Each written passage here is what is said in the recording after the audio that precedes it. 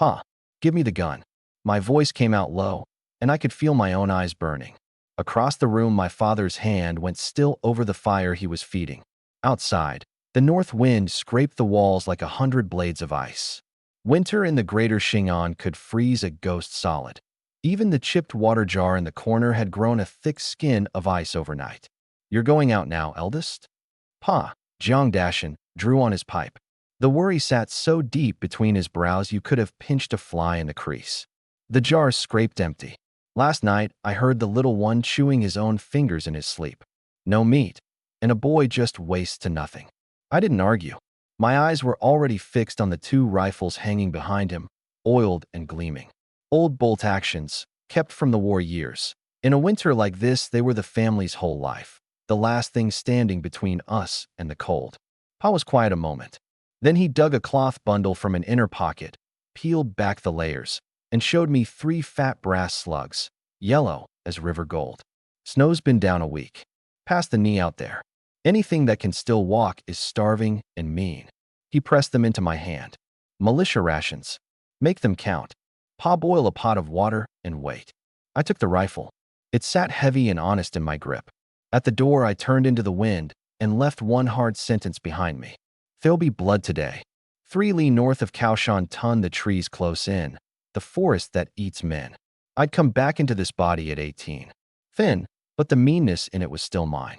Because I'd lived this winter before. I remembered it the way you remember a bad dream that turned out to be true. Half a month after the passes snowed shut, the last of the grain gone gray and lean. 3 growing boys with nothing but their appetites. My father, a hunter, going up into the trees to try his luck and never coming back down.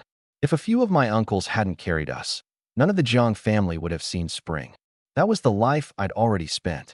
And no one in this whole White Valley knew what I knew, that the snow this year would run long, and that a month from now it would come down for a solid week and bury everything again. So it had to be me. I'd claw a way through for my parents, for my brothers and my little sister, or I'd die doing it. I waited the snow for an hour, my lungs raw as if I'd swallowed glass. Just as my legs began to give, a line of deep tracks cut across my path. 2 iron shovels punched into the drift, the edges still soft, not yet crusted over. The stink hit me a second later. A tusker. My eyes went tight. From the size of those prints, the thing had to be 300 gene, easy. Out here, they said it plain. First the boar, then the bear, then the tiger. And a winter boar in its armor of frozen pine pitch could be meaner than any tiger alive. The old me would have rolled the other way as fast as my legs could carry me. But I thought of the little one and his hollowed-out eyes, and I chewed the fear down and swallowed it. Nothing worth having comes cheap. I followed the trail 20 minutes. Ahead in the brush came a low grunting, and then I saw it. A black mountain of bristle rooting at the base of a tree, wide across the back as an iron tower. 50 meters. I thumbed a slug home. By then the hunger had cleared my head enough to think straight, and thinking straight said, leave. Alone, against that, in weather like this, the odds were all wrong. Then the boar's head came up. 2 little green bean eyes locked onto me, and it screamed and came, a runaway engine plowing a wall of snow ahead of it. Fast. God, it was fast. 30 meters, and the ground was shaking. I knew that feeling in my gut for exactly what it was. Death, coming on at a run. 2 lifetimes of hunting behind me, and I still felt my knees want to fold. Anyone who tells you they don't fear that is lying. I bit down hard on my own tongue. The pain and the copper taste flooded me clean, and I went cold and still, down on one knee. 20 meters. 10. The stink of it in my face. I fired. The blast knocked snow out of the pines. The boar shrieked, a foreleg folding under it, and all that weight kept coming. It plowed to a stop 3 meters short of me and thrashed there in the snow. Not dead. I threw the spent rifle aside, pulled my knife, and went at it instead of away, up onto its back with a fistful of bristle in my left hand. Behind the ear, where the old hunters said the soft place was, I put the blade in there. Once.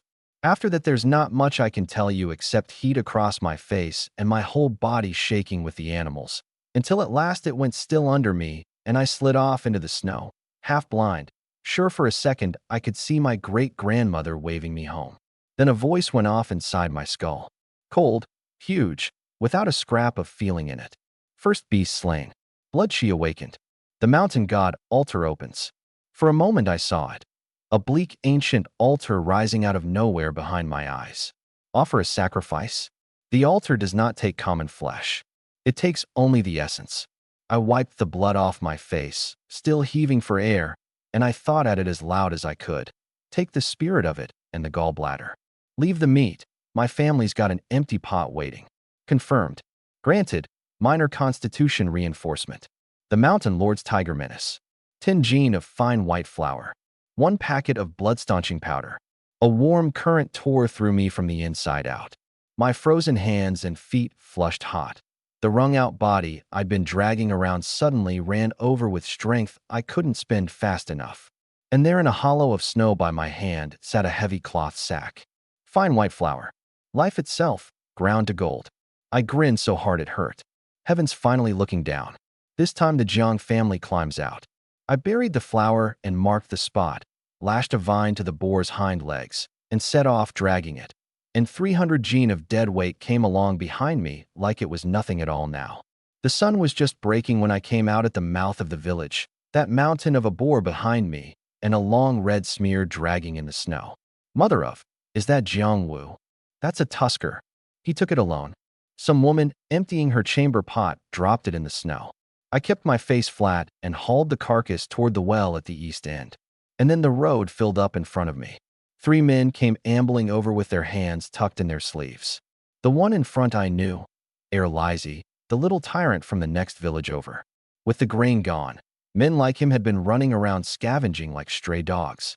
His eyes went bright and greedy on that fat carcass. Well now, Jiang Wu. Not bad, kid. First one to see it gets a share.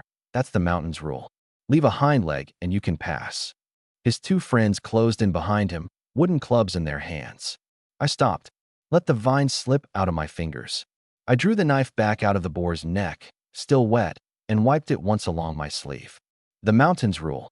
I said it quiet. Quiet enough that I watched it crawl up the back of his neck. Here's my rule. Anyone who takes my food, I take his life. I lifted the point of the blade to his throat.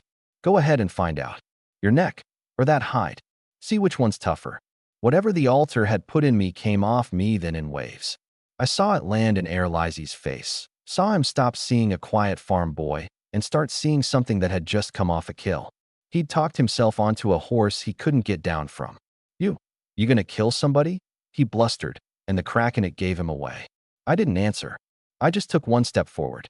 The snow gave a single crunch under my boot, and I watched it hit him like a hammer to the chest. That was when the shout went off across the yard like thunder. I'll see who dares touch my boy.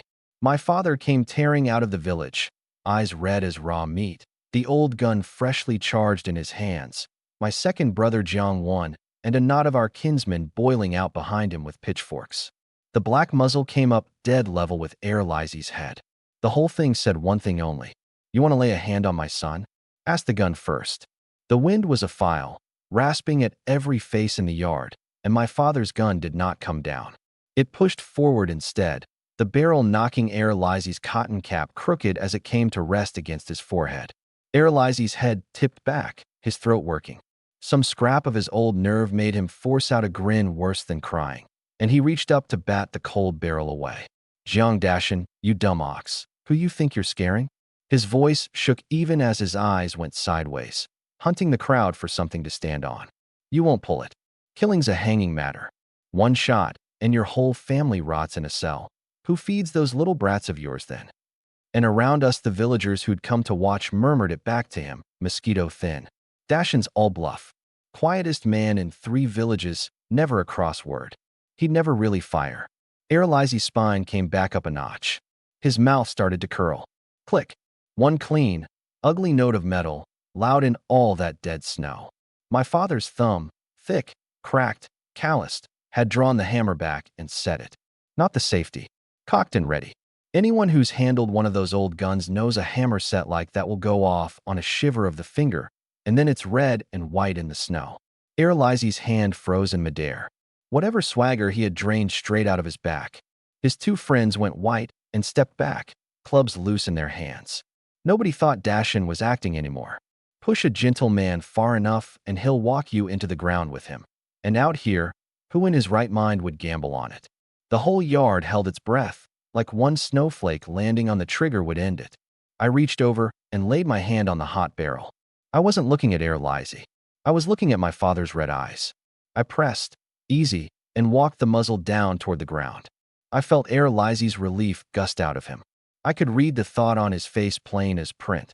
There's the sensible coward, the soft eldest son, he'll fold when it counts. And I watched him start to straighten up, already counting the apology he'd squeeze out of us, maybe the leg and my father on his knees. But my hand didn't stop with the gun. I pushed it down and used the motion to step in, one long stride, filling the gap the barrel left, until I was right in his face. He felt the cold of the blade before he understood it, then the warm slick of it. The knife, still hung with black boar blood and white fat, laid flat and dragged along his cheek. "Still want that leg?" I asked him, gentle as asking a neighbor if he'd eaten. But my eyes were dead flat, and I let him look into them. The eyes of a man who had bled something out that morning. I let the tiger menace off its leash, and I watched him stop believing I was Jiang-Wu at all.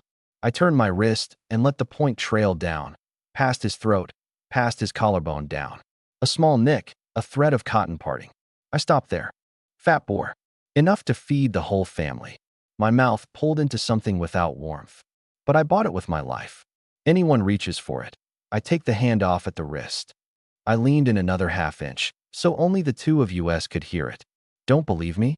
We can settle it right now. See whether there's more of your blood or more of this snow." He'd never in his life met a man who opened with your life or mine. The menace rolling off me sold him a lie his body swallowed whole, that if he so much as twitched, the knife would finish the sentence. His legs went.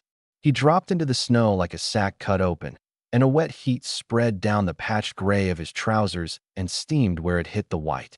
Somebody in the crowd hollered it. He wet himself. Lizzie pissed himself. The yard went up like a kicked pot.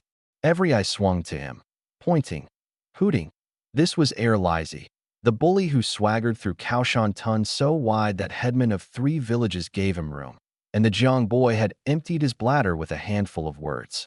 Out here, in these years, a man who loses face like that loses everything.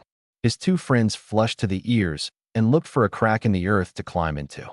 I wiped the fat and blood off my blade on his shoulder, slow, almost polite. "Remember this." I straightened and looked around the yard, and every face I passed dropped its eyes.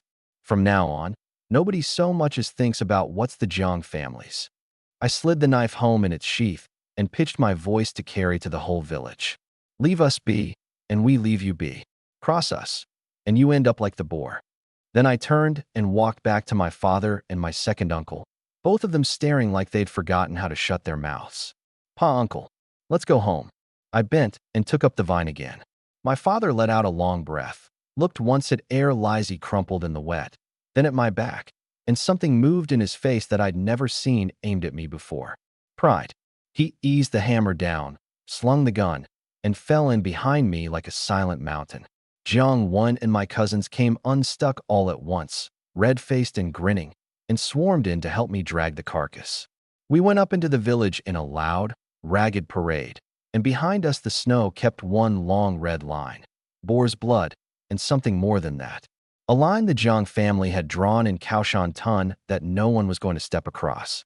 We left Lizzie where he sat, in the wet, like a dead dog nobody wanted. The old Jiang house was 3 rooms of crumbling mud brick, but that morning it was loud as New Year's. Water roared in the big pot, steam thawed the frost off the rafters and set it dripping. My father didn't even go inside first. He stood in the yard directing Jiang-Wan to hoist the boar onto the iron hook under the eaves. "Second son, go bring your uncles, second, third, fourth, all their households." In a year like this, meat wasn't just meat. It was the surest way there was to pull people close, and I nodded to myself watching him. My father was a plain man, but he wasn't a fool about the things that mattered to a clan. I had the altar now, but one man alone doesn't build anything that lasts, not in years this lean and lawless. Wolfpack tactics only work if you've got a pack, and a poor, hard-boned pack like ours, well-fed and well-led, would make the sharpest teeth in these mountains. People never could understand why the Jiangs had so many grown sons and so little standing. but a den's only as fierce as the one who leads it. Without a head, a crowd is just loose sand. My father hunted the edges of the forest, took small game and the occasional lucky prize, and being a quiet man, he'd worn the harmless label so long the whole valley believed it. My job was to twist all of us into one rope. Eldest, this pig's a miracle. My mother came out with a big basin to catch the blood, her hands shaking, her eyes rimmed red at the sight of the thing still dripping from the hook. Li Xiui, she looked like she might cry and laugh at once. 300 Jean, easy. This feeds us clear to spring. Ma, this is nothing. I took the basin from her and set another clean cut where the neck vein ran, drawing the blood off proper. From now on, this house eats meat every day. Fine grain every meal. She wiped her eyes and swatted at me, half scolding. Big talk. Careful the wind doesn't crack that tongue of yours. Now hurry, before the blood sets. That's the good stuff. Best thing there is for blood sausage. My little sister Jiang Yuan stood off to the side with 2 fingers in her mouth, drooling in a steady thread. 5, 6 years old, the exact age to go weak at the smell of meat. I grinned at her and kept my hands moving. Open the belly. Split it down. The altar's strength ran into the knife until the blade felt like it had a will of its own. That hide, thick as bark, parted in front of it like wet paper. The steaming innards spilled into the basin in one hot rush. Then the gate banged open. Second Uncle Jiang, he came through it. Third Uncle Jiang Yong and fourth Uncle Jiang Siyuan behind him. And after them a whole snot-nosed stampede of little ones and half-grown boys pouring into the yard. Every one of them stopped dead and stared at the carcass on the beam, and I watched the same green light come up in every pair of eyes, the exact look of starving wolves in the trees. Sweet heaven, third uncle managed, swallowing hard. That a pig or an elephant? Big brother, the eldest really killed this? Fourth uncle looked from the boar to my bloody hands and back like the arithmetic wouldn't come out. My father knocked out his pipe and stood, and the head of the house weight settled over him like a coat. What are you all standing around for? Third, build up the fire. Fourth, split wood.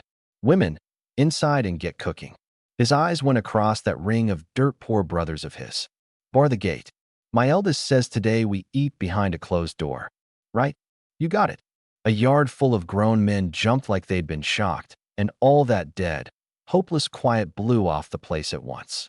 I broke the board down and watched them while I worked. Second uncle, huge and honest, works till he drops. Third uncle, another old hand in the trees.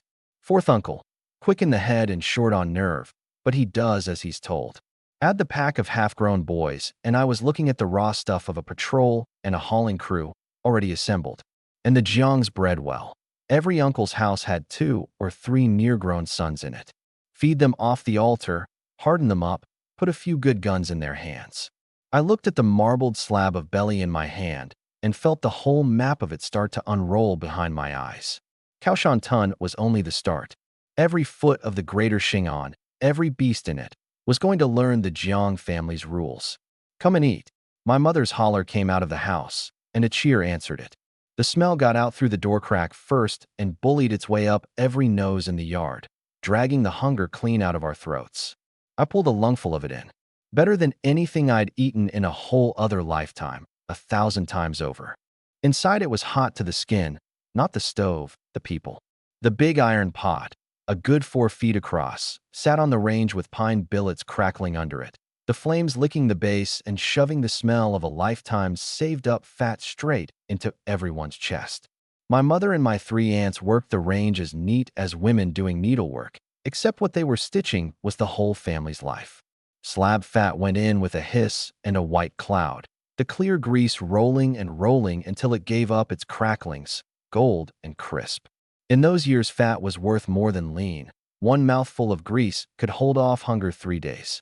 My mother lifted out a bowl of scalding cracklings and salted them, and before they even reached the table, the little ones crouched by the firebox looked ready to pop their eyes out of their heads.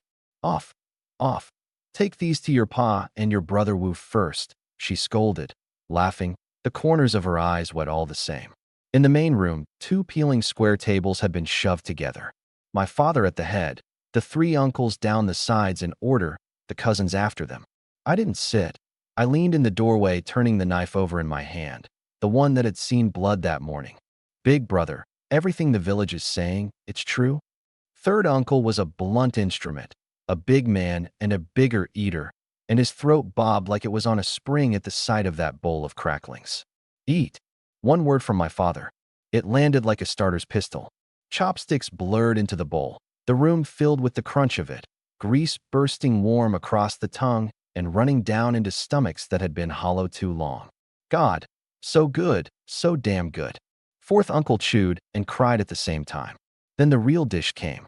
Pickled cabbage, the Northeast winter lifeline, a whole autumn of cabbage soured and shredded and wrung dry, tipped into a pot of pork bones boiled milk white, with palm-wide slices of belly and lengths of blood sausage going in after it.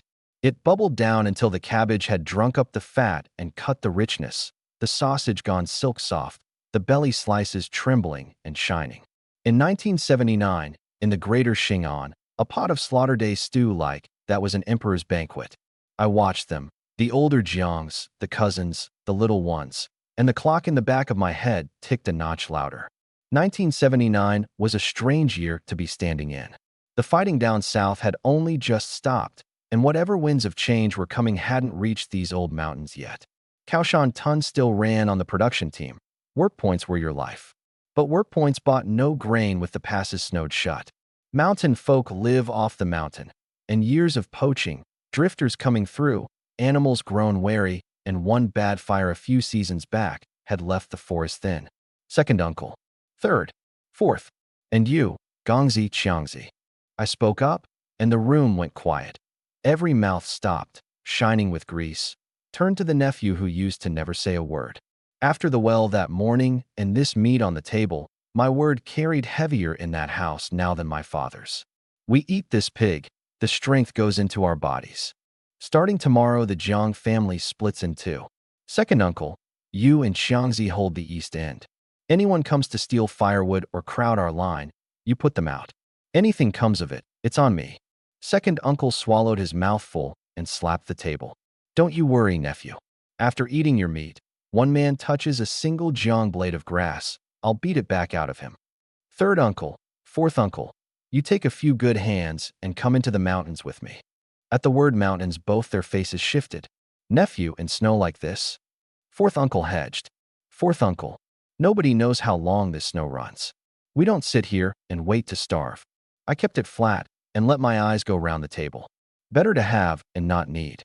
Even small game we can carry to town and trade for food. Nobody argued. This year's snow really was wrong. A solid week of it already, and if it kept on this way, some house in the village wasn't going to see the other side of winter. The rest of the meal went down easy, everybody full and loud, tall stories flying. Even my father, for once, got going about his young days. By the time we finished, the sky had gone to dusk, and the wind was up harder. I hauled my youngest brother off his gnawed bone, Jiang Fugui, 15 this year, right in the stretch where a boy eats his father into the ground, skinny as a monkey, but quick on his feet and quicker in the head. Quit chewing. Save your share for a midnight bite. I nodded at two big black clay jars my mother had already packed and set aside, both crammed with cabbage and white pork and good blood sausage, a skin of lard poured over the top to seal the heat in. While it's hot, one jar to Dr. Liu, west end of the village. Tell him it's the fee for fixing Pa's leg last time. I paused, and something turned over behind my eyes. The other one goes to the branch secretary. Zhao Lanyan. Don't say much, set it down and go. Tell him it's the Jiang eldest, showing respect to an elder. Brother, Dr. Liu I get. But that Zhao Lanyan. Fugui wiped the grease off his mouth, sour about it.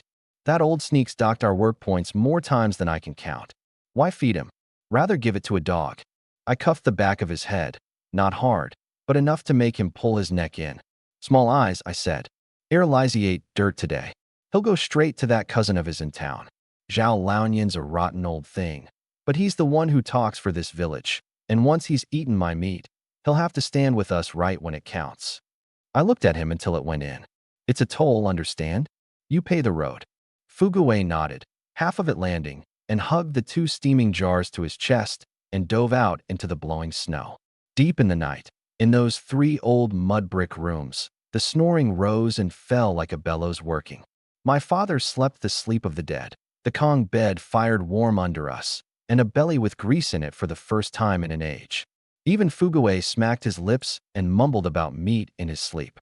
I lay on the outer edge of the boys' Kong with my eyes open, thoughts running. I hadn't slept. Outside, the north wind rattled the paper over the window. I listened a while, made sure no one was stirring, then eased myself upright without a sound and reached over to straighten the quilt Fugaway had kicked off. In a year like this, the few people in this room were my whole life. I slid off the edge of the Kong, feet silent on the floor, and felt my way to the outer room by the last coal glow in the firebox.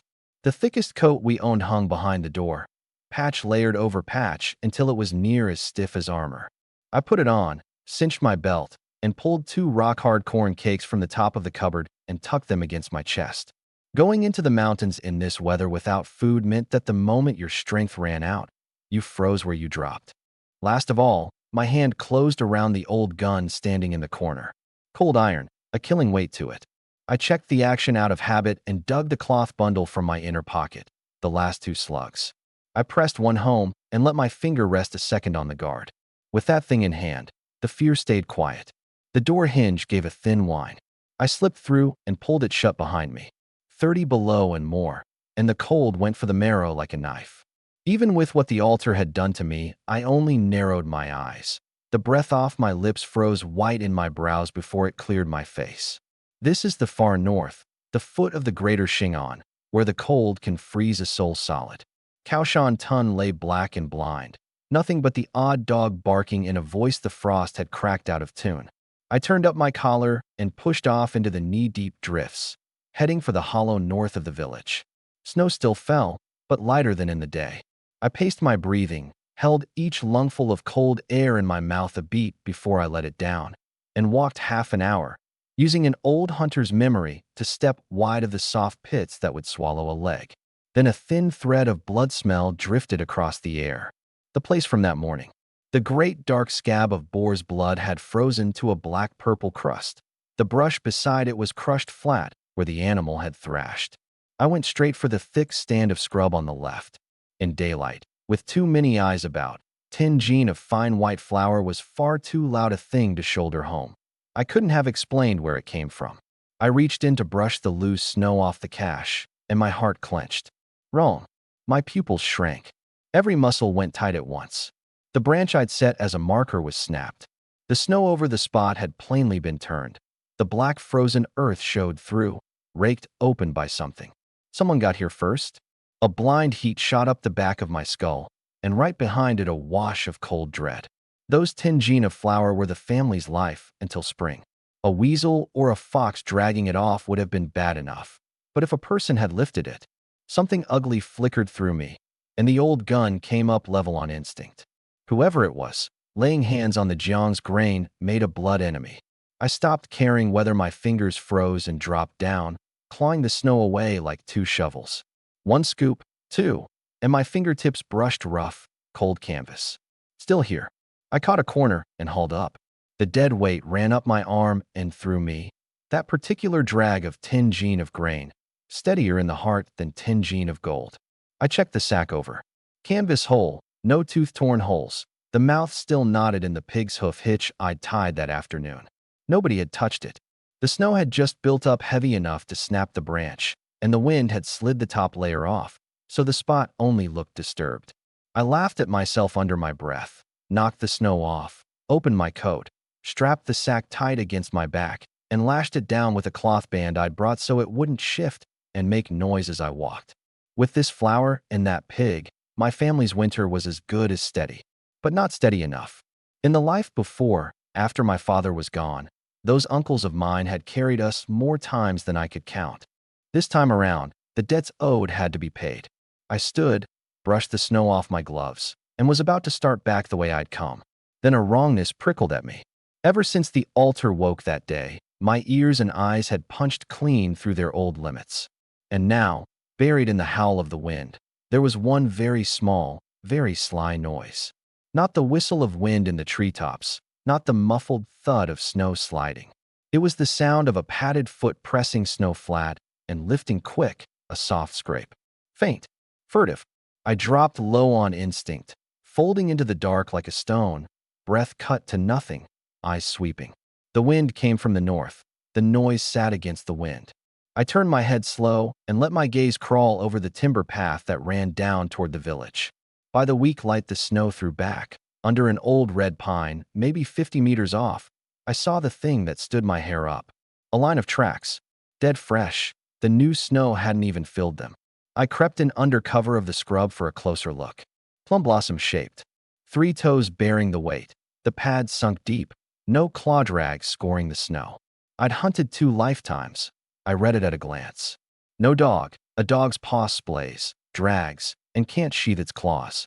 No wolf. A wolf walks a straight line, longer stride, claws showing. These prints hesitated, wandered. The pad was broad and the claws pulled all the way back into the flesh. A cat. A lynx? No, far too big. A lynx that size would have to be some old spirit of the woods. A leopard, then? Rare in the Shingon these years, but not gone. I crouched and laid my fingers to the cold print, building the beast in my head. Body over 1.5 meters, easy. 100 gene and more. A real big cat. And the worst of it wasn't the size. It was the direction. It hadn't turned back into the deep timber. It ran straight down the man-trodden firewood road, dead at the foot of the mountain, toward Kaoshantan. It came to me all at once. Days of blizzard had sealed off the small game. Hares and pheasants were holed up and gone to ground. This big cat had to be starving mad, and it had followed that heavy boar blood smell all the way here, only to find nothing but frozen scab. And a hungry predator is the meanest and most dangerous thing alive. Now it had caught the thread of wood smoke and human warmth on the wind, and it was headed down to take its supper in the village. Every house down there was sleeping like the slaughtered. If it slid in among them, into a pig pen, a sheepfold, or through the wall of some flimsy house, that was a night of blood. Might cost a child or 2. I stood slow. What was in my eyes then was colder than all that falling snow. My people, my family, asleep at the foot of the hill with no guard on the door. Want to come down for a buffet? I felt the grin come. A hunter's high at the sight of top game, and a lead wolf's fury at something crossing into his ground. The reforged body gave me the nerve. Anything short of a tiger, I'd chance it. Click. The hammer went back to ready. You've come this far. You're not leaving. And as it happens, the altar's short a sacrifice, and those sorry sheepskin pads at home don't hold the cold. That hide, I want it. I hitched the flower tighter, dropped my body lower still, and slid off after the plum blossom prince like a gray ghost, into the wind, following death down. I pulled up under a red pine 2 men couldn't have ringed with their arms and brushed the loose snow off the trunk. Deep claw gouges came out of the wood, the bark curled back, amber sap frozen in the tears. Fresh. My eyelid twitched. Cut that deep, space that wide. No leopard, whatever I'd guessed before. A leopard's claws don't reach so long, don't hook so hard. I raised my eyes up the trunk. The black crown of the pine hung over me like a great ghost. Mountain lynx. Something dropped in my chest. In an old Northeast hunter's book, those 2 words are worse luck than a black bear. A bear's strong, but it's clumsy strong. Unless you walk right into one, you've got a chance to run. A mountain lynx, a big one, is the assassin of the woods. It holds a grudge, it's vicious and sly, and it loves to drop on you from above and lock its jaws on your throat. And after that, not even the gods can help. The clean line of prints ran out right there under the tree. I set my back to the pine and pressed my spine flat to the cold bark to shrink my blind spots to nothing. Breath down to almost still. 2 lifetimes of hunter's nerve were screaming. Every hair on my neck stood. It's watching me. Not far off, right overhead. The chill of being marked by a top predator ran my blood faster. I let one breath out white, and the instant it left my mouth the air above me tore open. A gray shape came out of the crown like black lightning, a reek of blood riding it down. Fast. Too fast. No chance to swing that long gun up over my head. It was the reforged nerves that saved me. My body moved before my mind. I threw myself left into the snow and rolled, ugly and desperate. A rip. My left shoulder went cold, then lit up with a scalding sting. The armor-thick coat parted like nothing under one claw, a half-foot gash, old yellow wadding flying into the air. Half a second slower, and that claw takes the artery, not the cotton. I got my feet under me, dropped to one knee, the gun crossed at my chest. 5 meters off, on a fallen deadfall, the gray shape crouched. By the snowlight, I finally saw it whole. This is a lynx? This thing's a monster. A common lynx runs no bigger than a large dog.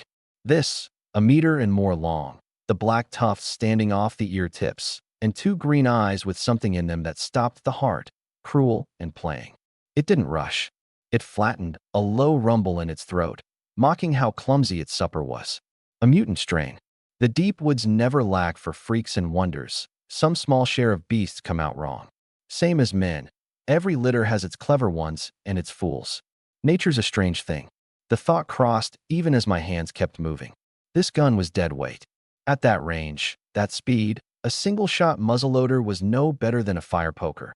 Half a minute to reload was 10 times over what the thing needed to kill me. And those green eyes were fixed dead on my gun hand. Even a beast this cunning knew what the iron pipe could do. Its hind legs bent, the tail before a spring. My hand went quiet to my belt, and the boar-blooded knife slid into my palm. No shot to be had. So, everything up close. The lynx ran out of patience. It blurred into gray again and came, and this time it flew straight for my throat. Reek of it in my face, death nearer than it had ever been. I didn't back off, couldn't. In snow to the knee, giving ground is suicide. Come on. I drove my feet into the frozen earth like nails, roared, and did the thing it didn't expect. Lifted my heavy-wrapped left arm up into that open, fanged mouth. Teeth into meat. The pain bored to the bone. Blood soaked the wadding and dropped bright onto the white. But that was exactly what I wanted. Something meaner than the beast pulled across my face in that instant. The madness of a gambler shoving in his whole stake. You've bitten me. Now you can't run either. The moment its jaws clamped and its body hung suspended off my arm, the reforged strength let go all at once. My left arm dropped and clamped its neck against me. Now it was a fixed target. The knife came around in one flat, unshaking line. No flourish, no tremor, and I read its thrash before it made it, and put the blade in under the soft of the jaw, away from the hard skull. That part I'll leave there. It fought, its hind claws raking my chest, the coat going to shreds and the skin under it burning, and I held on with my teeth locked and the tendons standing up my arms like cords, and drove the whole shuddering weight of it back a few steps until I pinned it to the trunk of the pine. Its green eyes stayed on me, full of refusal and fear, and then bit by bit the great convulsions slid down to a shiver and the shiver to nothing, and all that ferocity blew out into the snow. I let go, heaving like I'd been dragged out of a river. The left arm had gone half numb, blood still tracking down the sleeve.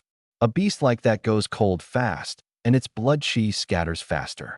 I fixed on those eyes still leaking their faint green light and shouted it inside my skull. Altar. The bleak old altar rose in my mind again, sharper than the first time. High-quality prey detected. Mutant lynx. Offer a sacrifice? The pelt is retained. Only the essence soul is taken. That pelt was oil-slick and flawless. At the co-op or on the black market, it would fetch a fortune. I didn't hesitate. Sacrifice. The altar shook. A strange cold energy poured down some hidden channel and drove straight into my eyes, and a wave of overbearing warmth wrapped my whole body. The boring pain in my left arm easing fast, the wound gone to a numb, ticklish crawl. Sacrifice complete. Granted, the innate gift of night-seeing eyes. Potent cold resist elixir, ×2. I opened my eyes, and the world had changed. The pine forest that a moment ago had been solid black, barely readable by snow glow, now stood before me in clean layers, like someone had laid a faint blue-green filter over everything. Every falling flake left a trail I could follow. 100 meters off, a startled field mouse poked its head from a snow hole, and I could count the twitch of its whiskers. Even the fine grain of the pine bark stood up like it was under a lens. The wind still blew, the night was still black. But for me now, the dark was no barrier. It was home ground. Once the fight drug drained out of me, the pain came climbing up the nerves. I held the arm. The sleeve had frozen stiff with blood, and what still seeped froze to red icicles the moment it hit the 30 below air. In this weather, blood loss is just death by another name. Let your core heat go, and you gutter out like a lamp run dry. I didn't play the hero. With my good right hand, I dug the little paper packet out from the layers against my chest, bit off a corner, and shook the gray-white powder over the ragged wound. No sting like salt, the way I'd braced for. more like cool water sinking into the bone. I watched the wound that had been foaming blood get pinched shut by some invisible hand. The bleeding stopped, the edges drawing in and scabbing while I looked. This is straight-up fairy medicine. The village barefoot doctor treated a wound like this by packing it with tobacco shreds or wood ash, tying a rag on tight, and trusting to luck. Altermaid didn't bother with reason. I wiped the knife on my sole, sheathed it, and looked back into the pot-black timber, everything under that pale blue-gray wash, outlines frighteningly sharp. So this is what it feels like to run a cheat. I couldn't help grinning, eyes sweeping the scrub off to my left. In the gray field, a couple of orange-red glows stood out sharp. Hazel grouse, flying dragons, the locals call them, dumb birds that bury their heads under a wing in the cold and figure nobody can see them. Snacks, delivered. I didn't touch the gun. A shot at that range just wastes a slug. I bent at the wind-cleared edge of a stream bed and picked a few good river stones, hefted them. In the life before, when cartridges were dear, I'd made an art of throwing stone. Now, with the reforged arm behind it, that was a silent pistol. I pulled a breath, the arm drawing tight as a bent bow. 2 soft rushes of air, lost under the wind, and the 2 orange glows dropped without so much as a flap. 2. Enough for the little ones to have soup. I walked over, snapped their necks the practiced way, and hung them on my belt. For the next half hour, that stretch of old forest lived a nightmare. I moved through it like a ghost, silent-footed, eyes like current, the snow hares shivering in their hollows, the squirrels tucked in tree holes. None of them hid from those eyes. If the braggart old hunters back in the village had seen it, their jaws would have knocked their own feet. This wasn't hunting. This was restocking a warehouse. My belt already hung heavy, pheasant and hare crowded together. Don't be greedy. That'll do. I was about to quit when a big shape slid into the edge of my sight. In a wind-sheltered hollow, a bulk far larger than the small game, bedded in a snow pit. That build, that long neck. A roe deer. 100 gene at least. Fool of the woods, they call it.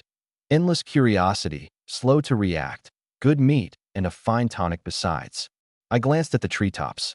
The north wind was rising now, the timber wailing like ghosts, 1,000 whistles blowing at once. Best cover there is. I waited it out, still as the hill when the wind dropped, quick as a hare when it gusted, and slipped through the gaps in the sound, using the night eyes to miss every dry stick and hard snow crust that might crack under me, closing the gap step by step. 50 meters. 30. 10. The deer still chewing its cud, an ear flicking now and then, no idea death was already at its back. 5 meters. Its instinct finally caught. It froze mid-chew, neck going stiff, head just starting to lift. Too late. I drove off my feet and came up out of the snow like a hunting cat, the reforged body showing all it had, 5 meters gone in a blink. A pale flash of the knife in the dark, and as the deer's hind legs coiled to launch, the heavy spine of the blade came down hard behind its skull. A dull knock. It never made a sound, stunned senseless, folding to the ground, and I finished it quick and clean, drew the blood off, bound it. Whole thing smooth as running water, not a wasted motion. I hauled the 100 gene fool up onto my shoulder, and the pride I felt was somehow bigger than after the lynx. The lynx had been a fight for my life. The deer was craft. I was about to go dig out the hidden lynx and carry it along too when my sight lurched. The blue-gray filter went muddy, a swarm of tiny points jittering across it. My gut tightened. The snow in the air had changed. The big goose feather flakes were gone to hard little grains of ice that stung the face like needles. And the wind had lost its line. The steady north wind was now a spinning, wrong-footed thing, tearing the drift up off the ground and flinging it at the sky. In a few minutes, the temperature had dropped near 10 degrees. My face changed. 2 lifetimes in the Shingon told me exactly what this was. White hair wind. The deadliest sky the old forest throws. A monster blizzard on top of that whirling, directionless gale. Visibility falling to 0, so that even the night eyes read nothing but garbage. In this, not a man, not even a black bear, dares stay out. You'd stand there and freeze into a statue. No more greed. Move. I ran back to the cache, dug the lynx's 100+ gene free, lashed it to the roe deer with vine, hares and pheasants on my belt, 10 gene of flour on my back. A load that would have flattened a grown laborer. But I let out one low bark, the cords standing on my neck, and dragged the two small mountains of meat into motion by main force. The wind kept rising, the howl in my ears sharpening to a shriek that stabbed the eardrums. My field of sight shrank fast. I bent into the deepening storm and ran on what little the night eyes could still give me, straight for the foot of the hill and Kaoshan. I had to be back before the storm sealed the road for good. Behind me, the once silent forest had woken into a white beast, jaws wide, ready to swallow anything that dared it. A foot race with death. I don't know how long I ran, lungs near to bursting, before a weak light finally showed ahead. The wolf lamp at the mouth of the village. Made it. I stepped out of the tree line looking, I'm sure, like some devil crawled up out of hell. Dawn was only just graying when I got home. Kaoshan sat under a blue-gray mist, the snow banked to a man's waist. The heavy door creaked open and a gust of ice grit rolled in and set the kerosene lamp guttering. At the stove, my father and mother, up early and already sick over the sun they couldn't find, jerked their heads round. I filled the doorway hung with white frost, brows and lashes iced over, a bundle near as tall as a man on my back, and a ring of stone-dead game around my waist. I dropped my shoulder, and the whole load hit the packed floor with a thud you could feel in the ground. A mountain of meat, plain and undeniable. Eldest, my mother didn't even look at what was on the floor. Her eyes went to my left arm first, to the big tear in the coat, and the black-red blood frozen into the wadding. Lord above, what happened? Why is there so much blood? Her eyes went red and she stumbled over, hands shaking, wanting to touch and afraid to. I waved her off. Pale as I was in the lamplight, I kept my voice easy. It's nothing. Skin wound. Stopped bleeding hours ago. My father sat on the low stool, but the pipe in his hand was shaking hard, his eyes locked on the gray-brown bulk on the floor, the two black tufts still standing off its ears, the ferocity not gone out of it even in death. That's a mountain lynx. He swallowed. His voice came out like it had been dragged over sandpaper. This size, the thing's a monster. In the Shingon, an old hunter would sooner take on a black bear than cross a mountain lynx. I sat down heavy on the edge of my parents' Kong and blew out a breath, the bone-deep exhaustion of a body spent seeping out of me. Ma. Scissors. And heat a basin of water. She worked and wept at once, the scissors snicking through the blood-stiff sleeve, and when the wound came clear, ragged, deep near to the bone, both of them sucked in a breath. But strange, a gray-white powder lay over the raw meat of it, and the flesh had already begun to knit and scab, no more seeping. I didn't explain. I took the hot water she handed me and drank it straight down, the heat bursting through my stiff body until I felt like a living man again. But the air in the room only got heavier, close enough to smother. My father knocked his pipe hard against his soul, sparks scattering, those cloudy, long-worn eyes fixed on me. Eldest. His voice dropped, and there was a weighing in it that would not be argued with.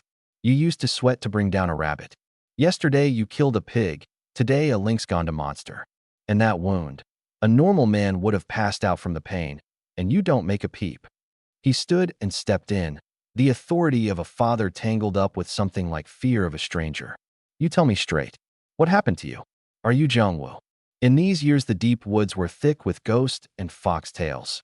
Weasels begging title, fox spirits taking a man over. My father didn't fear being poor. He feared some unclean mountain thing had gotten into his son's head. I set down the bowl. I'd known this was coming. In this era, any power that ran past what reason allowed needed a source people could hold on to. And if science won't explain it, you beat magic with magic. I lifted my eyes, clear, not a flicker of a dodge in them. Pa. A few nights back, half asleep, I had a dream. I dropped my voice and let it go solemn, even reverent. I dreamed of great-grandfather. Great-grandfather. His whole force fell 3 notches. He walked me a circuit through the woods, pointed out the dens where the game lay. Then a white-bearded old man came, a dragon-headed staff in his hand, and touched me here. I pointed between my brows and spun the tale dead serious. He said the Jiang family had banked up virtue over generations, and in a year of great disaster the line would not be let die out. He touched me, and when I woke my head was clear as a bell. Every trick I ever watched you use, hunting, it all just opened up. A gun in my hand felt like my own finger. In a northeast farm village in 1979, That kind of talk was gospel. The doubt drained out of my father's creased face, and something feverish took its place.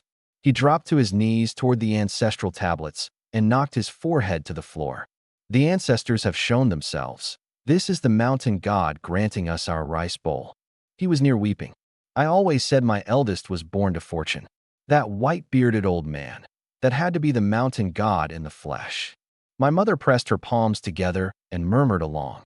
Crisis over, and dressed up in holy robes besides. From now on, anything staggering I did was heaven given. Who would dare question that? Right then the yard gate banged open. Brother, you in? Fuguway shot in like a monkey, snow all over his head, not even stopping to wipe the river running from his nose. He got one look at the wrecked deer and the vicious lynx on the floor and near popped his eyes. Whoa, what is that? Shut it, I said, and he clapped a hand over his mouth, eyes rolling, then dug a crumpled sheet of letter paper still warm from his chest and held it out like a treasure. Brother, look what this is. That old fox secretary Zhao, he ate our meat last night, and this morning he's down at the brigade office waiting on you. Before I got a word out, he slipped me this on the quiet and told me to run it straight back. I took the paper. Ordinary red-line stationery. A few lines pressed hard into it with a good fountain pen, and at the bottom the bright red official stamp of the Kaoshan Tun Brigade office. This certifies, Comrade Jiang Wu, of the Jiang household, is approved to assist the militia company in winter field training and pest beast clearance. Is specially permitted the loan of one old hunting rifle, and holds discretionary authority to deal with beasts that intrude upon the village. Signed, Zhao Guodong. The corner of my mouth curled. This was no assist order. This was a talisman. Pa, look. I handed it over. He didn't read much, but he knew that red stamp. That's the brigade seal, eldest? The meat wasn't wasted. I got up and went to the plain canvas sack and worked the pig's hoof hitch loose. Pa, Ma, there's more. The mouth fell open and I spread it with both hands. Out spilled a fine, faintly sweet-smelling powder, and in that dim kerosene light it outshone gold dust. Fine white flour, the fabled prosperity flour.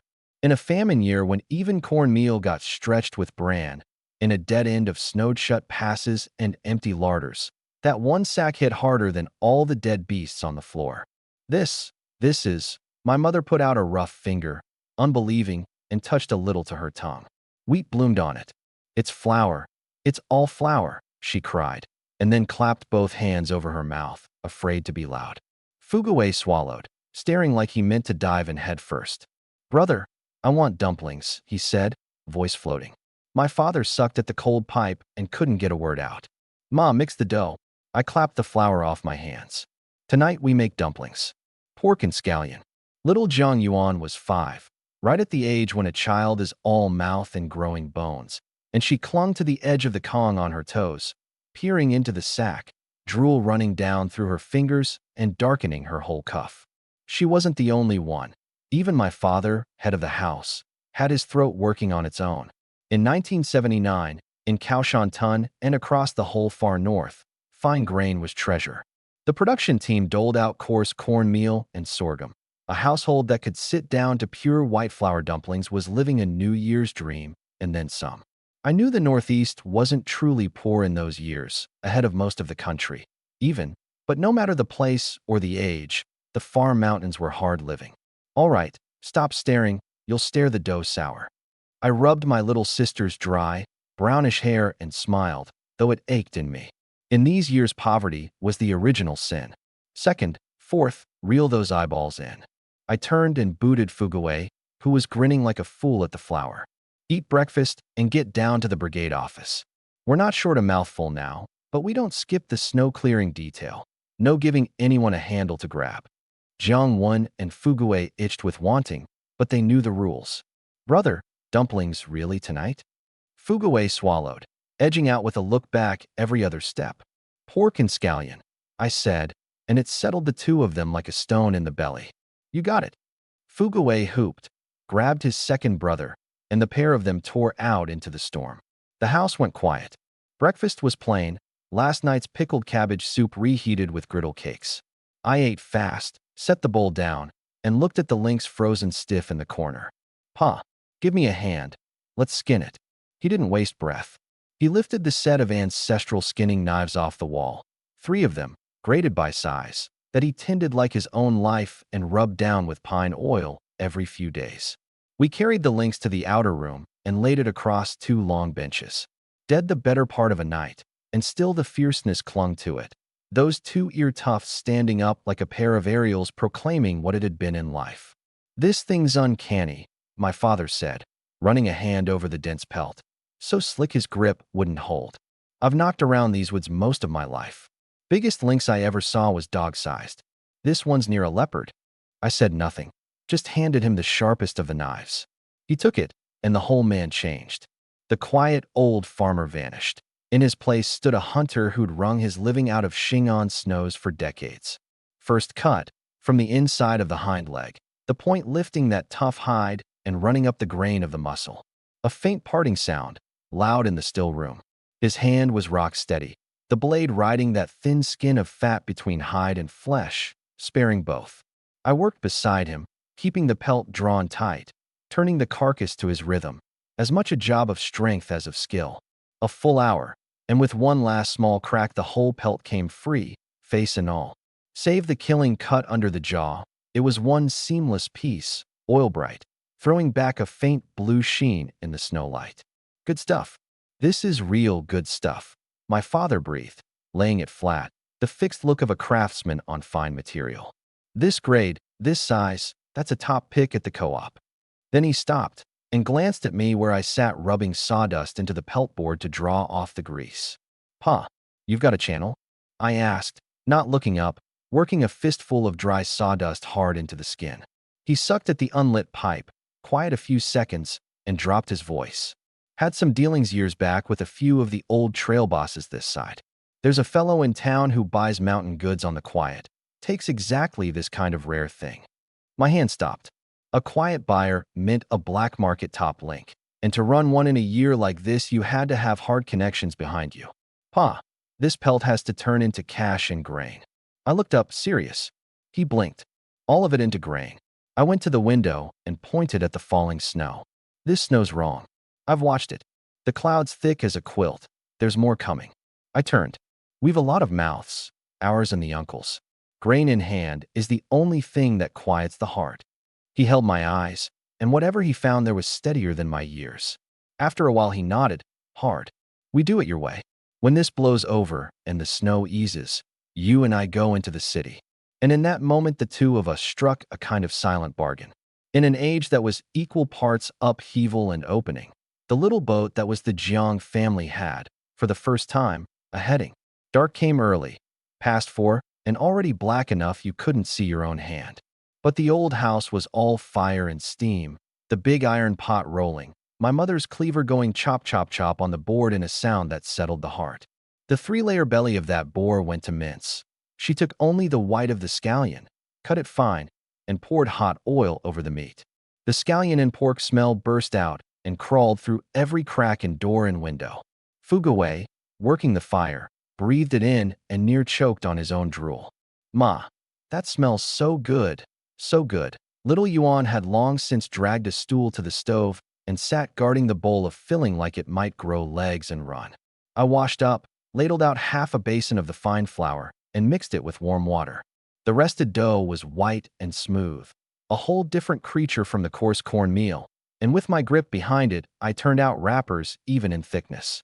The whole family fell to. My father didn't cook much, but he could pleat a dumpling, every crimp neat. In no time the tray was crowded with plump, white ones. Into the pot. My mother's call, and they slid into the boil. I didn't send for the uncles this time. Family or not, a meal of pure white flour pork dumplings was far too loud a thing, and one sack wouldn't stretch to feed that many anyway. "Eat." A steaming plate came to the table, the wrappers so thin you could just make out the round of meat inside. Fugaway grabbed one, never minding the scald, and bit down. Hot juice burst in his mouth, the chew of wild boar against the sweet of scallion, the fine give of the flour, and the tears just ran straight down the boy's face. "Brother, I want to eat dumplings every day." Jiangwen held himself a touch more together, but his chopsticks flew, cheeks stuffed like a hamster's. My father took one, didn't hurry it, dipped it in vinegar and mashed garlic, and chewed slow with his eyes shut and his whole face at peace. I looked at the lot of them, mouth shining with grease, and picked one up and bit in. Good. God, it was good. The steadiest meal I'd eaten since I came back, the steadiest of either life. But I knew this was only the start. A plate of dumplings was the opening line. The storm out there, and the numberless treasures hidden in the deep mountains. Those were what I'd truly come to conquer. The white hair wind blew through the next day. When the light came up, the gale had eased, but the snow had sealed off more than half the window. I stood in the yard gate reading the ground. Out past the wall, under the fresh fall, you could still make out rows of ragged deep pits, not hoof prints. Hula boots. Somebody had circled the base of our wall half the night, driven mad, I figured, by the smell of meat. A pack of starving wolves. Poverty breeds scheming. Hunger breeds a thief's hands. I'd barely gotten back inside when the pounding started. The heavy gate hammered till the snow shook loose off the boards. Then a shrill, needling voice came through the wood. Sister Dashin, you home? It's your sister Wong. Open up. It's a matter of life and death. My father's hand stopped on the pelt he was cleaning, and he reached for his pipe, irritated. Widow Wong, Kaoshan Tun's famous long tongue, and light-fingered besides. The kind who used to spit as she passed our gate to ward off the bad luck of poor folk. My mother startled at the banging and looked to me, helpless. Eldest this. I dropped the window cloth, glanced back at a room full of game and grain, and set it flat. Nobody gives her a thing. Fugaway went to pull the bar, sour about it. The door opened a crack and a gray, ragged shape shoved in on a gust of cold. Widow Wong, wrapped in a patched coat, hair a nest, though her face carried none of the pinched famine look you'd expect. The second she was in the yard, her nose started working like it had radar in it. A loud, wet swallow sounded in the quiet. She slapped her thigh, and the tears came on cue. A performance to shame a stage troupe. Aya, your family's really turned the corner, hasn't it? I could smell this whole yard of meat from under my own quilt. My mother came out. Widow Wong wiped a bone-dry eye and reached to grab her hands. Sister, you've got to help me out. My Goshings only ate 2 days without a scrap of meat. We're all in one village. Lend us a little? Don't need much. 3, 5 Jean. Let the boy have some broth. Leaning in the doorway, I shook my head. Goshing, lend meat. I know the script. My mother's ears were soft. The word child suffering dropped half her guard, and with the house plainly better off now, it sat awkward on her face. She wouldn't quite meet my eye. Sister-in-law, lending meat's not really. That's the men's winter stores, their lives. How about I give you a couple heads of pickled cabbage? The fake grin froze. The three-cornered eyes rolled up, contemptuous. Cabbage? Fobbing off a beggar? I came for meat. And she made to force herself in past my mother, voice climbing into a shrill, brawling pitch. Sister, don't be so stingy. Jiang Wu killed a pig that big. Hundreds of Jean. The scrapings from under a fingernail would feed us orphans and widows a meal. Why hoard it? We're all neighbors. Let a soul starve, and people will curse your spine for it. Word gets out that the Jiang struck it rich and turned their backs. Who'll deal with you then? Moral extortion, the bloodsucker's favorite trick. As long as you still care about face, it works every time. Unlucky for her, today she'd run into a man who'd lived 2 lives. Crack. A report loud enough to shake snow off the eaves. Widow Wong jerked, the body that had been shoving inward gone rigid. My knife, the dried boar blood still dark on it, stood buried in the snow a hand's width in front of her, the blade still humming. Let a soul starve? I came off the doorstep to the middle of the yard and looked down at her. Winter before last, Fugaway ran a fever so high it near cooked his wits, and we were out of grain. My mother crossed the snow to your door to borrow 2 eggs, just to stir into water for a sick boy. I pulled the knife free and tapped it in my palm. What did you say to her then? Her face went white. Her eyes started to slide. That's ancient history, old rotten sesame. I don't remember. You don't. I'll remember for you. I let the tip drift toward her nose and gave her a cold thread of a smile. You said poor folks' business brings bad luck. Don't pass your poverty on to me. Roll as far as you can. And you never even let her through the door. The room behind me had gone dead still. My mother's head dropped. Her eyes rimmed red. The old humiliation right there in front of her. My father sucked his pipe, his face dark enough to drip. What a spiteful little brat. Shamed to fury at having her own history dug up by a junior, Widow Wong threw her neck out and went straight to rolling on the ground. Times were hard for us too. Who was rich? Now you've made something of yourself. Jiangwu, you get to bully a widow? Dredging up old scores. That's your idea of strength. She turned to my silent father, trying to pull rank as an elder. Brother Dashin, you'll sit there and let your son talk to an elder like this? Where's the discipline? Word of this gets around, and your old face has nowhere to hide. One word of scolding from him, and she'd have grounds to squat there and not leave. Extort nothing, maybe, but pilfer something on the way out. What answered her was dead silence. My father knocked his pipe against his soul and didn't so much as lift an eyelid. In this house, he said, low and heavy as a dropped stone, my eldest has the say now.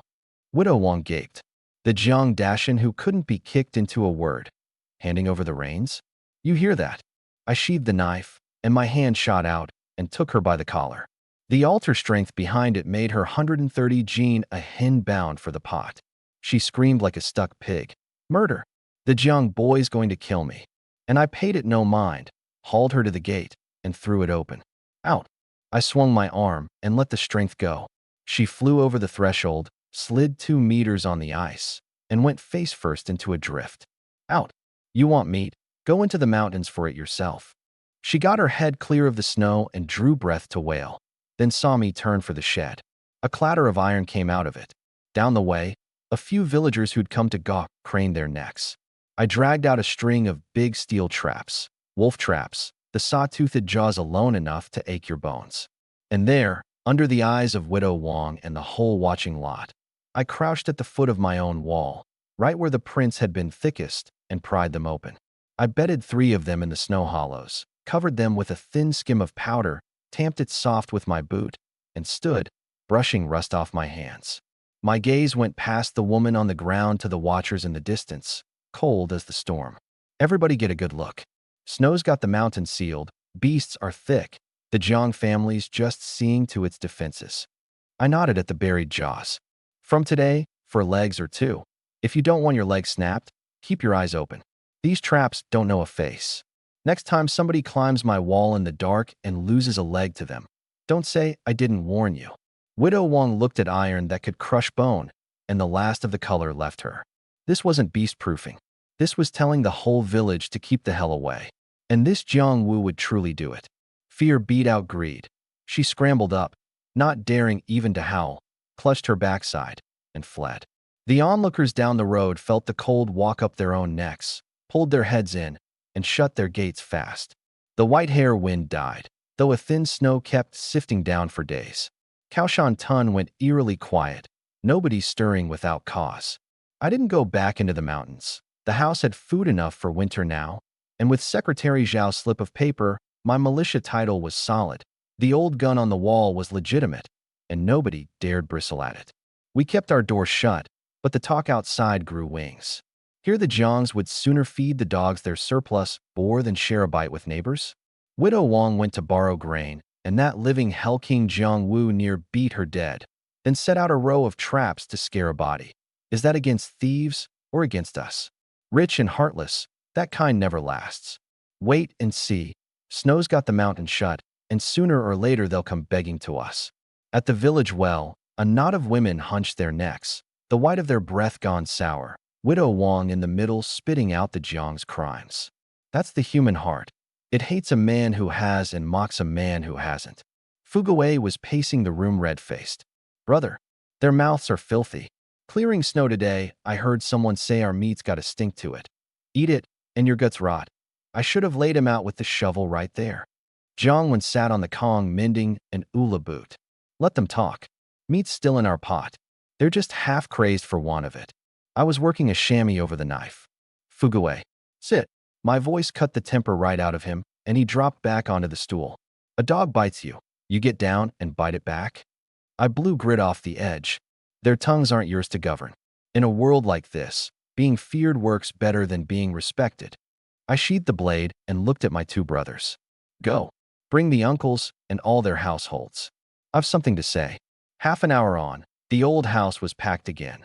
The 3 uncles and their near-grown boys crowding the outer room. and every eye going first to the huge lynx pelt on the wall. Dried and set now. It opened out a full meter and a half, the coin-shaped markings flowing with light, the two-ear tufts still standing, the ferocity not entirely gone from it. Third Uncle Jiang Yong, old hunter that he was, took root at the sight, hand hovering, afraid to touch and spoil it. When did this get killed? He turned to me with pure disbelief. This is a cat king, biggest lynx I ever laid eyes on. Everyone's here, so I won't circle it. I lifted the divided roe deer meat off the board in a basin of lard set white as jade. Second uncle, 20 gene of meat, 5 of lard. Put some flesh back on Xiangzi. Third uncle, this cut's good, hind leg, plenty of chew. Fourth uncle, I portioned it out clean and fast, no hesitating, and the uncles didn't know where to put their hands. Nephew, this won't do. One meal's one thing, but eating and carrying off besides. Second Uncle Jiang, he flushed, pushing it back. Take it. My father cut in, wrapping his pipe, spine straight, the creases of his old face all lit with vindication. The eldest gives it, you take it. Blood brothers don't stand on ceremony. They took it then, with a river of thanks, and something shifted in how they looked at me. Beyond kinship now, a plain, hard respect. Eat a man's food, your mouth goes soft. Take a man's gifts, your hand goes soft. Old as the hills. Once the meat was stowed, I turned serious and pointed at the pelt, then the pile of dried game in the corner. That's the meat done. Now the real business.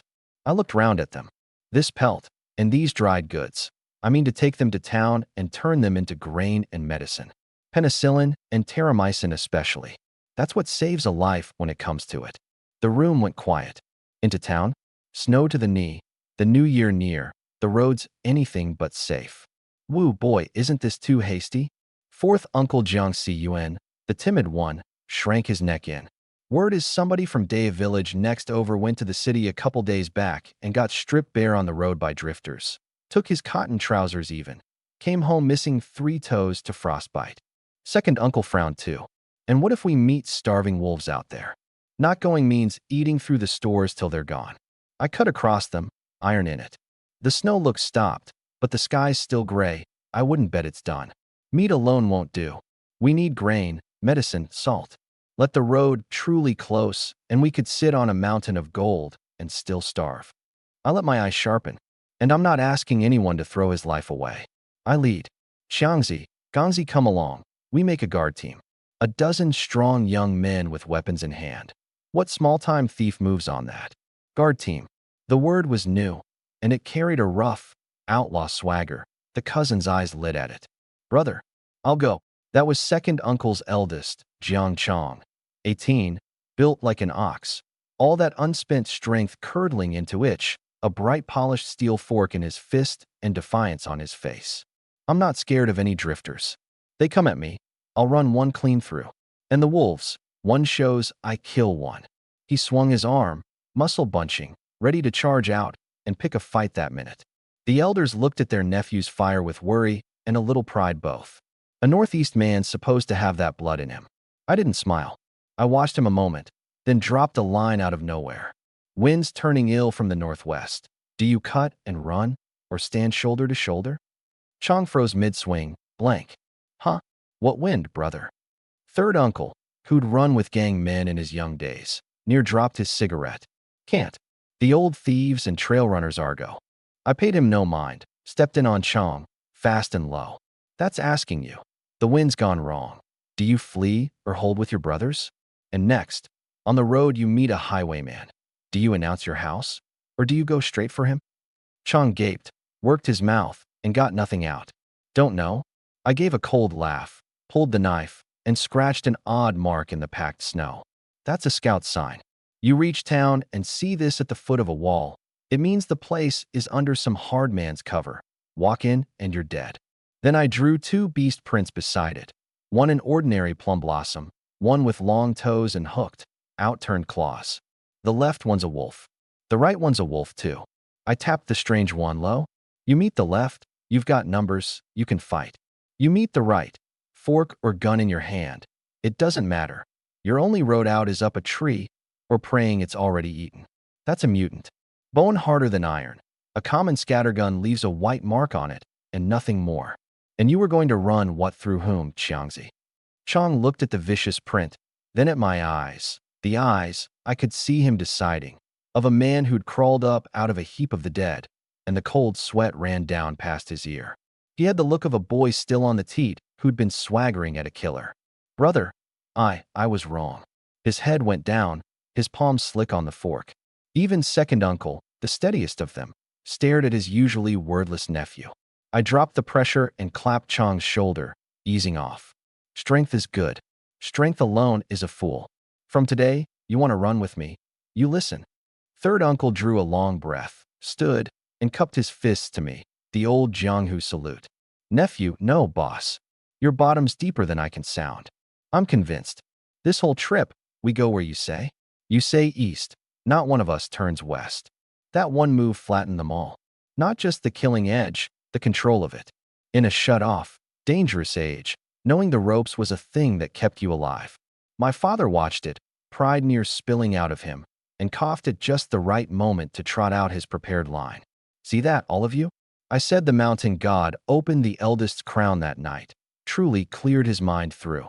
These skills, the ancestors taught him. And the ones who'd been half wondering where I'd learned the cant went, in a breath, from awe to fervor. Touched by the mountain god. In a northeast farm village in those years, that was the master key that unlocked every impossible thing. For in the morning, and the Xin'an sky was still black, a few storm lanterns swaying in the yard. Second uncle's boys Jiang Chang and Jiang Lei. Third uncle's Jiang Gang. Fourth uncle's Jiang Hu and Jiang Bao. My father and me. 7 men lined up in the cold, patched coats of every color, hemp rope for belts, polished steel forks in hand, breath pluming white, eyes carrying both the thrill of a big job and the animal dread of the dark. I'd changed my gear. The lynx-torn coat was gone for a close-cut sheepskin repacked with new cotton, light and warm. The knife slung at my waist, the old gun on my back. I looked my brothers over. Xiangzi, unwrap those puttees and do them again. He blinked down at his shins. Brother, they're tight enough. Square knot. That's the trouble. A square knot. I came down and crouched at his feet to do it myself. Snow's past the knee. You go into a hole or catch a root. A fixed knot is a death sentence. A slip hitch pulls free with one tug. That's what saves the leg when it counts.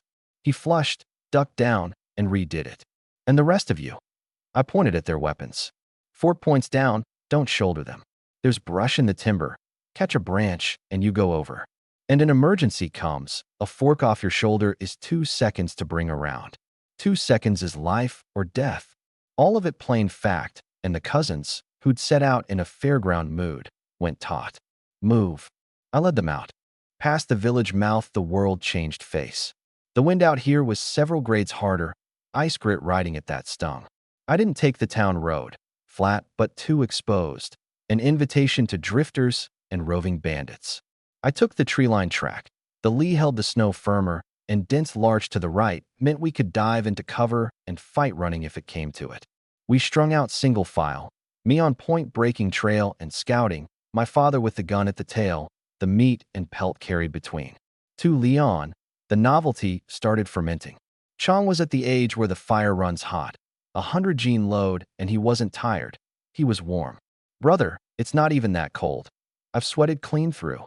And he loosened his collar and hollered back to gang about how many new Ula boots this trip might buy him. The front foot of me stopped.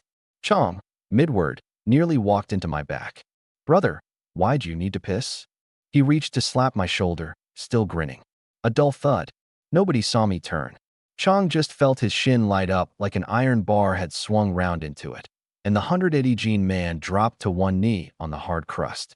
Ow hell, he grabbed his leg, about to yell.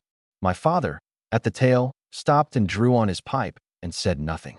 Afraid the wolves around us can't hear the meats arrived? My voice came out hard and empty. In the Xin'an, the loud ones die first. I nodded at his open collar. Button it. Let your heat out and the cold in, and in half an hour you're hypothermic, and then no god pulls you back.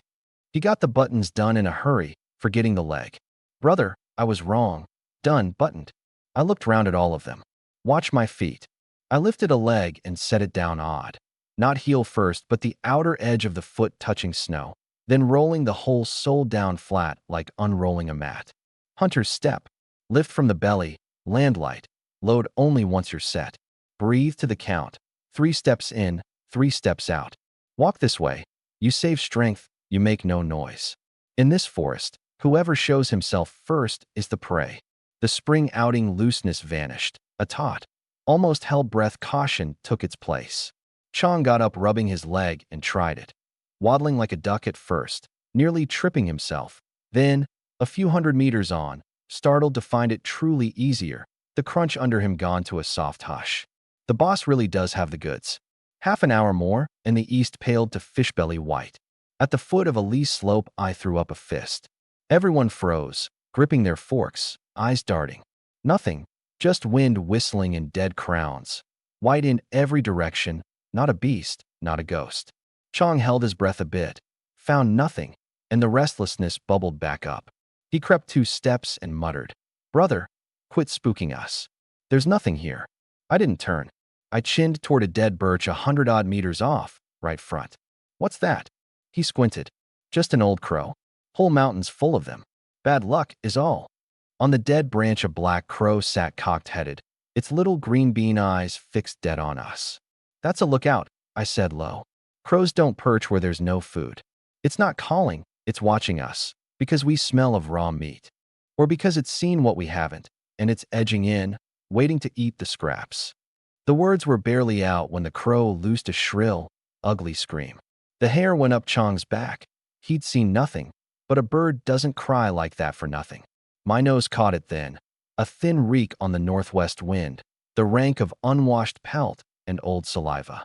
And the night eyes caught the rest. 500 meters back, at the tree line to our flank, several gray shapes slipping ghost-like between the trunks, bodies flattened, all but one with the dead grass. Wolves. Not some cast-out loner. The point of an organized pack, trailing at our tail like patient reapers, waiting for a straggler, waiting for us to tire and loosen. Can't panic. One shout of wolves, and these greenhorn cousins would bolt, and a running man shows his back, and a shown back is a served meal. I pulled a breath, kept my face like still water, and threw a fast run of the hand signals I'd drilled into them the night before. Draw in. Close up. Forks out. Meet in the middle. Chang and gang didn't understand, but the boot to the shin and the crow's scream had them obeying on instinct. The loose file snapped into a tight ring, 7 forks bristling out, a steel hedgehog inching across the snow. The gray shapes at the tree line hesitated at that. Beasts read a hard bone when they see one. Across a few hundred meters of blowing snow, I found the one pair of green eyes glutting at us from the roots of a red pine and held them. The greed in them curdled, over a few minutes, into wariness, and at last the eyes gave a grudging whine and pulled back into the shadow. The prickle between my shoulders faded. I turned without any show, let the muzzle dip. Clear. Keep moving. Hold the shape, mind your feet. Hu and Bao wiped frozen sweat off their brows. They'd seen nothing, but they weren't fools. That pressure had been no joke. And looking at the not broad but ramrod back ahead of them, a blind trust and a flat obedience took root in every Jiang boy there. Nobody spoke, nobody dared gawk. The whole line moved like one silent machine, nothing left but the even hush of feet in snow. 80 li of snow road ate a full 10 hours, the drifts too deep, the road bad, the raw recruits plainly spent. On the west edge of the town, a stretch of red brick buildings from the old Manchukuo days lay dead in the drifts. An abandoned warehouse yard even the stray dogs couldn't be bothered with. I walked point, collar up, only my half-lidded eyes showing, and at a broken wooden door hung with a scrap collection depot sign, I stepped aside. My father squared his dog fur hat, glanced both ways, bent, and picked up half a frozen brick. 3 even raps on the threshold stone. Nothing. He wasn't fussed, hands back in his sleeves, waiting. About 2 minutes on, a palm-sized peephole slid open even slower from inside. A pair of eyes, cloudy but sharp, hung there a moment, dragging over us like hooks. My father dropped his voice, gravel in it. "Boss, mountain wind's hard, spare a light." A dry snort came back. "A light wants dry kindling. What would won't catch, just smokes black and blinds you." "All dry. Lights first try." "Quick." Clean, the old runner's countersign. The door drew inward on a wave of mildew and pipe smoke. A dry-boned old man in a black frog-buttoned coat, two sweat-purpled walnuts turning in his hand. Uncle Badu. My father got half a leg in and started a smiling greeting, but Badu wasn't looking at him. Those poison-sharp eyes went past him and fixed on the row of strapping boys behind, on the bright polished forks catching the dim light. The walnut stopped. He leaned back, hand going to the small of his back, where something bulged. "Dashin, you've gotten twistier with age," he said, the merchant's shrewdness curdling to Jianghu menace. Marching a pack of armed pups into my broken temple. What's this? Not here for a light. Here to crack the joint. Chong and the others had never met the like. The old man's cold oil stare had them sweating on their forks, weapons half rising on instinct. My father startled, waving fast. "Old brother, you've got it wrong. These are the young ones of the house, an escort." "Escort?" Bada cut him off, all contempt. "Snow's got the mountain shut. You bring me a few flea-bit rabbit hides to waste my time. Don't blame me for forgetting old ties. Not everyone gets through this door." A sheepskin-gloved hand came in from the side and drew my father back half a step. I stepped to the front. I stood a head over Badu, and I only looked at him, the way a hunter watches a fox in the woods bare its teeth and test where the line is. The look crawled on him. The walnut clicked. Goods are heavy. Too few hands to move them. I put the iron in it. Crack the joint or not. Uncle Bada's got the eye to see. And without waiting, I snapped my fingers back at Chong. "Unload." Chong came to and swung the great canvas bundle onto the grease-black table in the center. The legs groaned under it. Bada's brow went up. That weight, that thud, no common goods. But his mouth kept running as he strolled over like a lord surveying his ground. "Big talk. Youngsters bag 2 foxes and think they've torn a hole in the sky. Fair warning, if the grade's not to my eye, you'll pay the Dorzil fee all the same." He flipped a corner of the canvas back, and the whole pelt lay bare. The rarest silver gray, black coin markings flowing over it, a cold blue sheen off the hole in the thin light from the door, and those 2 flawless ears with their black tufts standing straight up, all the menace of a king of beasts still in them.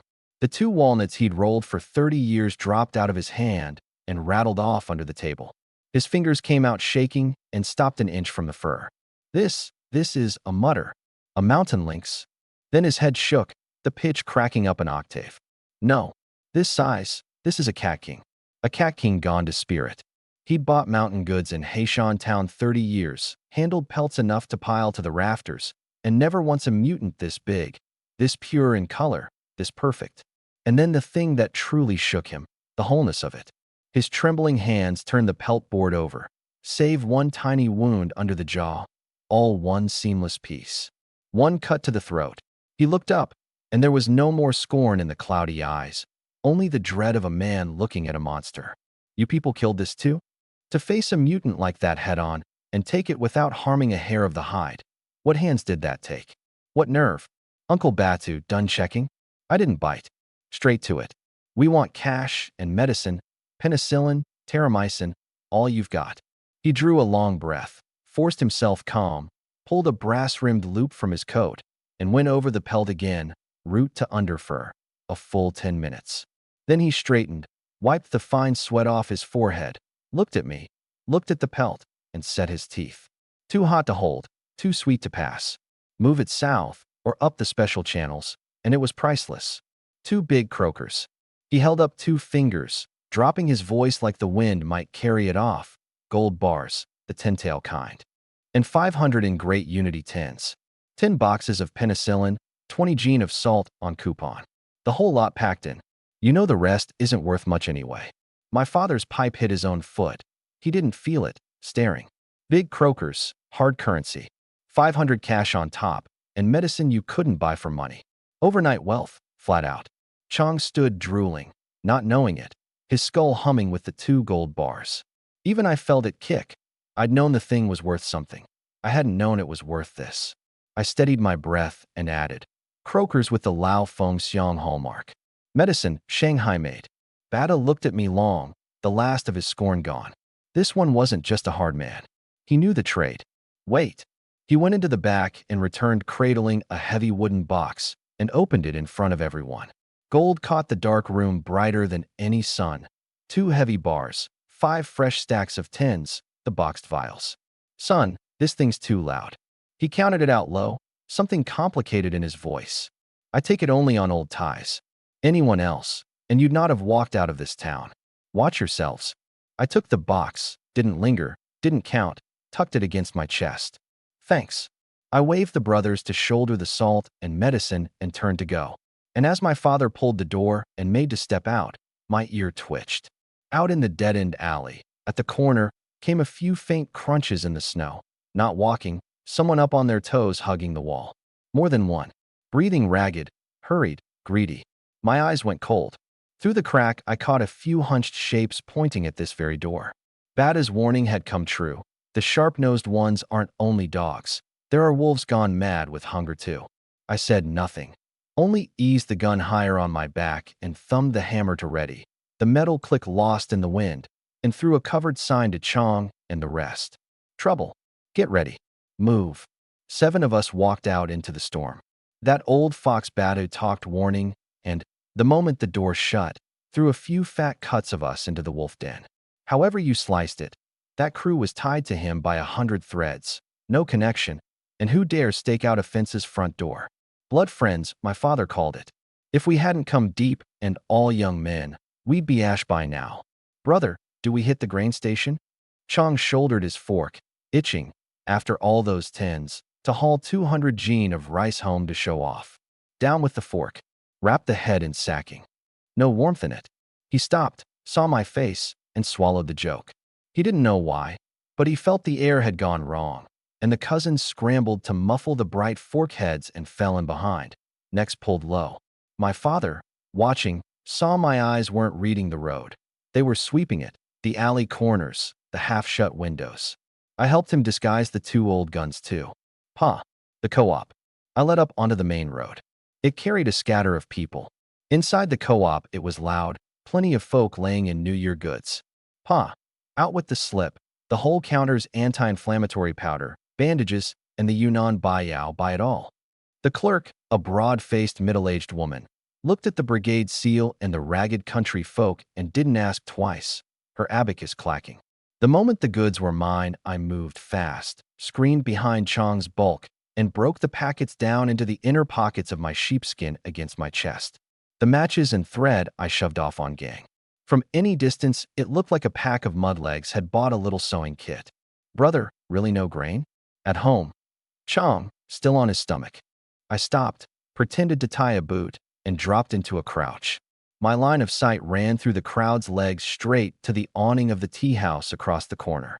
3. For men there in ragged sheepskin, hair like bird nests, faces chapped from years of scraping a living in the wind, and none of them looking at anything but us, eyes greedy and vicious. Worst was the one in front. A scar down his face. His coat hung open, and under it a padded vest bulged stiff, straight, and long. My pupils went to pinpoints. A scattergun, a homemade single barrel, or an old gun sawn short. These drifters meant business for this windfall. If we didn't buy grain, we could travel light and maybe run. Buy it, and a few hundred gene of rice on our backs made us live targets in the snow, shot down like rabbits. All of you, quiet, with me. I stood, not toward the town exit road, but into a cinder-choked side lane. Twist and turn, and we came out behind an abandoned mill's rear wall. No one about. Only the through wind moaning, dead grass rolling. Boss, why'd we come here? My father panted. That forced march had told on his cold, stiff, old legs. I said nothing, checked the alley mouth, made sure no one had followed, then reached into my coat and opened the heavy box. Gold flashed. The boy's breath stopped. 2 big croakers, the Lao Feng Xiang mark biting cold in the shadow of the wall. Open your coat, I told my father. He jerked. What? I didn't argue. Pulled his patched coat open, took the knife, and slit the lining under the arm, then forced one icy bar down into the sweat-stinking wadding. He shivered as the gold met his ribs. Then the second. Hold still. I took the thread I'd offloaded on gang, threaded the thick, quilting needle by feel, and drove it back and forth through the slit. Never mind how it looked. Pa, both of them are on your ribs now, I said low, voice like sandpaper. Long as you're alive, this coat doesn't come off. If we're scattered, don't mind us. Put your head down and run home. His eyes filmed over. The two things under his arm burned hotter than branding irons. The family's whole life, and the escape route his son had put in his keeping. But shouldn't this, all of this, be a father's to do? There was a strange upside-down feeling in it. Eldest, is it truly that dire? Last stitch done, I bit the thread and clapped his shoulder, then turned to the cousins, who'd gone slack-jawed at the whole scene. You all see it. I pointed at his ribs, then at the alley mouth. Those men back there weren't sightseers. Kama's asking what was for supper. Town drifters. They've got a scatter gun, a homemade gun, and they've marked us dead. A gun. Chang's voice broke. Village raised. A fight was fists or a brick at worst. Guns now? Panic went through them like plague, Gang's fork rattling in his shaking hand. Scared, I stepped in and hauled Chang up by the collar till the 180 Gene man's heels cleared the ground, our faces close enough that he could see the coward version of himself in my eyes. Scared's worth nothing, I growled, spit hitting his face. Out that town gate, the road back is the mouth of hell. Tens of li of open snow, no cover. They're after money. We're after living. I let go. He stumbled back against the wall, heaving. Pack away the whimpering. My eyes went round them like a blade. I'll tell you how the world runs. The soft fear the hard fear the vicious fear the man who doesn't care whether he lives. I drew the knife, the edge blew in the wind. We're vicious enough, we're willing to die, and they're a mob of scraps. Anyone reaches for our things, I take the hand off. No grand speeches, bare survival, and the fear in them curdled into something else. The cornered beast fury of you want my life, I'll end yours first. Chang set his teeth, re-gripped the fork, and ripped the sacking off the head. Brother, say how. I wasn't raised scared either. Right, let's finish them. Gang's eyes reddened too. I looked at the wolf cubs with their blood up and nodded once. Out of the alley, nobody looks back. My command only. I reversed the knife into my sleeve. The wind rose, driving snowgrit down our collars. I checked the old gun on my back one last time. My biggest card, my last line. Move.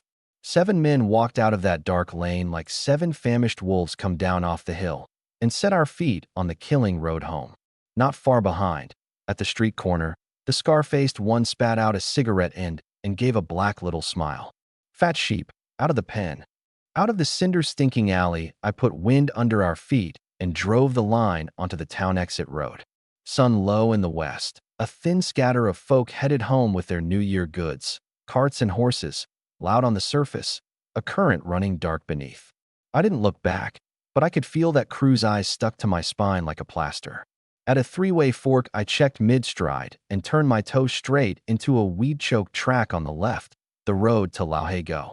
Brother, wrong way. That's not the road home. Chang panicked. He'd heard the old people talk of it. A dry flood gully, water in summer, snow past the thigh in winter, ground even the beasts wouldn't cross. Don't want to die, keep up. I dropped it cold and stepped into the knee-deep white without turning. The wind jumped several grades at once. Laohe Go runs long and narrow, steep lush banks either side thick with jujube thorn and wild apricot, jagged rock down the middle, the gale funneling in the mouth and moaning. The snow there is deep and hollow underneath. Set a foot and you fight to pull it out. The cousins floundered after me, noses and eyes streaming, the fear in them starting to boil with resentment. This wasn't traveling. This was suffering. I walked point, collar up, my exposed eyes running like calipers over the ground. Wind, northwest against us. Terrain, narrow at both ends. Wide in the middle, a gourd neck. 50 meters ahead, a natural choke, dense brush both sides, and a single game trail through the middle, wide enough for one. Stop. I threw up a fist. They halted, spent, listing, breath frosting their brows. I went to Chang and tore open a corner of the salt sack against his chest. White salt spilled down onto the snow. Brother, the hell, that's salt. His eyes near popped. Salt was dearer than life, a fistful worth real money. Quiet, cold. I grabbed a handful and flung it wide. Trample your prints into a mess. Act like you're finished, collapse, gasping. The sorrier the better. He didn't get it, but the look scared him down onto his backside, heaving, and this time he wasn't acting. He'd truly given out. Listen, whatever you hear, nobody lifts his head. Want to live? tuck in behind those rocks." I pointed at the great weathered boulders deepest in the choke. My father, half a life behind him, had caught the scent of it now. White-faced, he dragged the nephews scrambling behind the stone. Bait set. I pulled a coil of black chain from my coat and ran a trip line across the one path through, strung low, ankle height, 3 inches off the ground, skimmed over with loose snow. At that spacing, short of lying flat to look, no god would find it. Done. I went up the 2-meter luss mound on the left like a cat, a few bounds, lee side, open sight line, dead over the choke. A shooter's seat. I unslung the old gun and broke it. This time no birdshot. From the pocket against my chest, I took one heavy lead slug and seated it. The hammer went back. I lay down in the snow under my white sheepskin, a few turns of white cloth round the muzzle, only the black boar showing, and let my breathing fall away. Nothing in the world but wind in my own heart. Behind the rocks, Chong's teeth chattered, cold, and worse, the terror of not knowing. He tried to peer out. My father clamped his head down. 5 minutes. 10. Just as the boy felt himself freezing solid, a ragged tramp came up the wind, bootsoles crushing hard crust, heavy, quick, brazen. These little pricks run fast, born rabbits. A drake croak of a voice at the gully mouth, and 7 or 8 dark shapes broke into view. The scarred one in front, in a filthy army coat, a sawed-off double barrel swinging loose in his hands, a knot of men behind with cleavers and steel pipe, eyes red as hyenas that had caught blood scent. They saw the spilled salt at once. "Whoa, boss, look. Salt. White salt." One squawked and dove on it, cramming a snowy fistful in his mouth like a starving ghost. Scarface read the dragging, panicked prince, then the Jiangs shivering behind the far rocks, and his mouth split cruel. Run to ground. Spent. Fat meat in reach. Not running now? What happened? He kicked the salt eater aside and strode into the choke, gun up. In his eyes a flock of sheep for the killing, in a place where you could scream to heaven and earth and no one answered. "Old man, wise up. Hand over that box, and your grandpa's in a good enough mood to leave you a whole corpse." His swaggering laugh rolled up the gully and shook snow off the branches. 50 meters. 30. Chong, listening to the closing boots and the curses, went hot in the crotch with terror and locked his arms over his head. 20. Scarface and his men rushed into the choke wide open, their whole attention on the huddled figures down gully. Never a glance at the gossamer wire underfoot, never a thought for the muzzle waiting up the flank like death itself. At the instant his lead foot came up to cross the wire, I had my finger on the trigger, the front sight riding up and down with my breath until it sat square on him. This range, this angle, a fixed target. There wasn't a ripple in me. I wasn't sighting on a man. I was sighting on a boar that had come into my ground. Held my breath. Squeezed. Crack. The report split the narrow gully like a thunderclap, the recoil slamming my shoulder, a bloom of orange flame and black smoke at the muzzle. The heavy slug crossed 20 meters in the space of the shriek it tore in the air, and the swaggering laugh cut off all at once. Scarface went down, off his feet, backward, the sawed-off spinning away across the snow, and stayed down. No slow motion, no drawn-out end. One moment he was king of the gully, the next he was a shape in the drift, and it was over. The rest of the drifters stood frozen. The boss who'd been unbeatable a heartbeat ago was a dead man in the snow, and the shock of it hit them harder than any blow. One of them made a gut-torn, pig-stuck sound. His legs gave, and he dropped straight to his knees. Scarface lay tipped back in the drift where the shot had put him, and there he stayed. That one round had blown the fight clean out of the 6 or 7 drifters behind him. The charge that had come on so hard broke into confusion. Men who'd been swinging cleavers stood slack-mouthed, terror in their eyes. Who could have guessed it? A flock of country sheep, and somewhere in their hands they'd been holding heavy fire, and the killer meant it. One of the younger ones got a cramp in his calf and turned to bolt on the spot. I kept my face empty, my half-gloved hands steady as cast iron. Left thumb flicked, the barrel broke down with a snap, and I hooked the smoking shell out and dropped it at my feet, where it hissed a small black hole in the snow. Reloading in that gap, that was the opening a mole-faced drifter came back to himself in. This one was a hard case, and his 3-cornered eyes swept the ground fast. The gored neck was narrow at both ends, snow sealing any retreat. Turn and run, and you gave your back to the killer up the bank, a line of targets waiting to be named off one by one. Fight, and you might live. Run, and you were dead. His eyes locked on the sawed-off double barrel lying in the snow. Don't stand there. He's reloading. His shriek came out shrill with terror. Grab the gun. We get the gun. We turn it around. Else we all die here.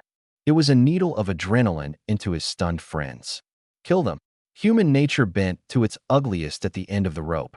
The drifters howled themselves brave and came. Moleface flung himself flat along the ground toward the barrel, 5 fingers closing. I'd just seated the fresh slug and hadn't snapped the breech shut. A hair's breadth. You want to kill my son? You son of a... An old man's roar, packed with fury, burst from behind the boulder at my back. My father, who'd held the rear the whole way, came half out of cover, the misery gone off his face for something savage, and leveled the second old gun at the man reaching for the sawed-off. No aiming, pure instinct. Crack. Not a slug this time, but the fistful of homemade iron shot he'd loaded against wolves. Moleface's fingers had barely hooked the trigger guard when the spreading charge caught his outstretched arm and flung him over, the double barrel spinning away again. He screamed and went down clutching a ruined right arm and stayed down. Pa, back behind cover. I snapped the breech shut, but there was no time to fire. 3 of them had come through the smoke of my father's shot like mad dogs, inside 5 meters. I threw the loaded gun into the snow, pulled the knife, and went at them instead of away. Fight them. The blood smell finally jolted something loose in Chong. He saw a slab-faced drifter charging with a melon cleaver raised, roared, and drove his steel fork for the man's chest. But hunting and killing a man are 2 different things. The fork was true for the chest, a sure kill if it landed clean, and in the last inch, looking at that twisted human face, Chong's hand went soft half a breath. In a fight to the death, half a breath is the fatal gap. The drifter was an alley brawler who'd survived on exactly this. He read the big man's flinch, slid off the point, and brought the cleaver down in a shoulder-to-hip chop. A tearing sound. Chong cried out. His sleeve laid open a half-foot, blood sheeting down, the fork ringing off the ice as it fell from his hand. He stumbled back white-faced, and the drifter, scenting the kill, raised the blade for his throat. Xiangzi, behind him was screaming for his father, flailing the fork with his eyes shut. A gray shape cut into it. The reforged strength kicked a crater in the snow and drove me across the ground like a fired round, straight into the man about to open his cousin's throat. My left hand shot out like iron pincers and caught his wrist at the joint as the cleaver fell. A wrench, and it dropped from his hand, and my right went in low under the unguarded ribs. That part I'll leave there. He folded like wet mud, and it was done, and a wash of hot blood was across my face. That sight froze not just the drifters, but the Jiangs themselves. Too fast. Too cold. Was that the quiet eldest brother? But the melee didn't stop for it. Another man with a solid steel pipe slipped round behind Gang, who'd frozen on the ground, and swung the pipe up over the boy's skull. Gongzi, head down. My old strength was spent, and the new not yet risen. No time to reach him. I drove off my right leg and kicked a fist-sized frozen clod like a football.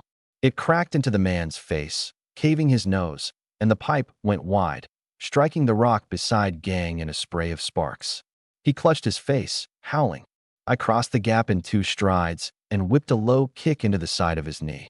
A crack, the leg bending the wrong way, and he dropped screaming, clutching it, one hand still groping for the pipe to fight back.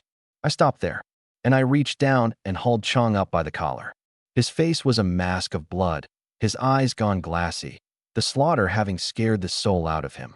I dragged him in front of the broken-legged drifter, still swinging the pipe. Look at him. My voice went off in his ear like thunder.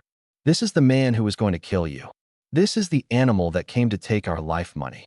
I shoved the bloody fork into his hands. Jiang Chong, pack away that whimpering. In this world, you don't kill him. He kills your whole family. Don't want to die? Put him down. Brother, he was shaking head to foot. That was killing a man, not a chicken. I booted him. Soft today, and tomorrow it's our house wiped out.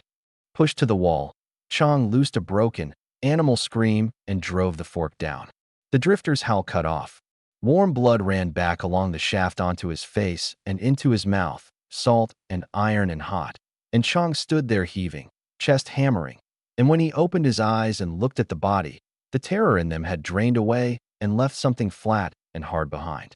The paper skin of a plain country boy had been punched through. Under 5 minutes, and it was over. The last two threw down their weapons and tried to run. The cousins, come back to themselves now, clubbed them off their feet, not dead, but with more breath going out than coming in. Lao Go went quiet, just the wind moaning through the gorge and everyone's ragged breathing. Bodies lay scattered on the white, and the blood had stained the snow a hard red-black. Every man of us was cut up, but me. My father sagged against a rock, hands shaking. Gang bent over a trunk retching sour water. Chong still gripped the fork, staring at the blood on the ground. Hu and Bao stood back to back, white as paper, and Lei kept cramming snow into his mouth, some strange tick I didn't understand. They'd started the day scared boys, but every one of them had fought, and hard. I bent, slow, took a fistful of clean snow, and worked it up and down the knife until the edge came clear and cold again. Everybody remember this. If we didn't kill today, it's us buried in this gully, Jiang bones rotting under this snow. I sheathed the blade and looked at the low gray sky. Wipe the blood off. Bind your wounds. The wind in Lao Go fell, and all that was left in my ears was the sound of stomachs cramping, sour water coming up. The fight had ended fast, and once the blood courage drained out of everyone's skull and the adrenaline went with it, what remained was the after fear and that thick, sickening reek of blood. Everybody done throwing up. My voice came down over them without warmth. Done, then get up and work. I nudged Scarface's long cold body with my boot like a rotten log. Search them. Everything worth a thing, out of their pockets. Brother, I've got nothing left in me. Chong's teeth chattered. He couldn't make himself reach toward the dead. I didn't even look up. Cartridges. Cash. Any papers or coupons on them. Dig it all out. That's money. You want to throw money to somebody else. That jolted him, and the bone-deep fear he now had of me did the rest. He crawled up and set to it. 7, 8 bodies, and the search turned up plenty. The sawed-off double-barrel, blades and hatchets, better than 80 yuan in scattered cash, and best of all, 20-odd precious shotgun shells out of Moleface's inner pocket. My father was down at a lee bank trying to break ground with a steel pipe. A sharp clang, sparks flying, the shock numbing his hands. No good, eldest. He straightened, worry all over him, his breath frosting his beard. Ground's frozen harder than pig iron. A pit big enough for 7 or 8. Even with a pickaxe, that's 2 days and nights. Leave them here, and come the spring thaw, we've got real trouble. A life for a life. The fear was carved into the old generation's bones. Let the state find this, and the whole Jiang clan ate bullets. I said nothing, just tipped my head, my ear twitching. The wind rose again, this time from deep in the gully. A long, keening howl split the dead silence. And all around, on the ridgelines that had held only bare tree shadows, pairs of green points of light kindled. 2, 4, too many to count. Wolves, not the few scouts from before. The whole pack, drawn out by that heavy blood smell. Wolves, all wolves. Gang shrieked, near dropping his fork again. We're finished. We've kicked open a wolf den. Everyone's strength was already burned to nothing by the fight and the march. Never mind battling dozens of starving wolves. Half of us couldn't have turned and run without our legs seizing. Despair swamped the joy of just having lived. My father raised the near-empty gun, hands shaking too hard to aim. Eldest, take them and break out. Leave these old bones here to cover you. Cover what? I cut off his brave last words, slung the gun on my back, and walked to the middle of the clearing, to Scarface's body. Under all their eyes I bent and took him by the ankle. 160 gene corpse came up light as a straw bundle in my hand. I dragged it, that tooth-aching scrape across the snow, to the very front of the choke, the wind mouth facing the wolves. Drag the rest of them over here, I said without turning. Chong gaped, half sobbing. Brother, what are you doing? They're about to jump us. Ground's frozen harder than iron. Can't bury them. But these animals' bellies are warm. I pointed at the green fire drawing closer. They want meat. Give them a belly full. Better they eat these than eat us. The words dropped a cold weight through everyone. This was feeding men to beasts. And however these were enemies, the thing was pitiless. What are you standing there for? I barked. Don't want to die, move. Throw them out. The will to live beat out both fear and conscience.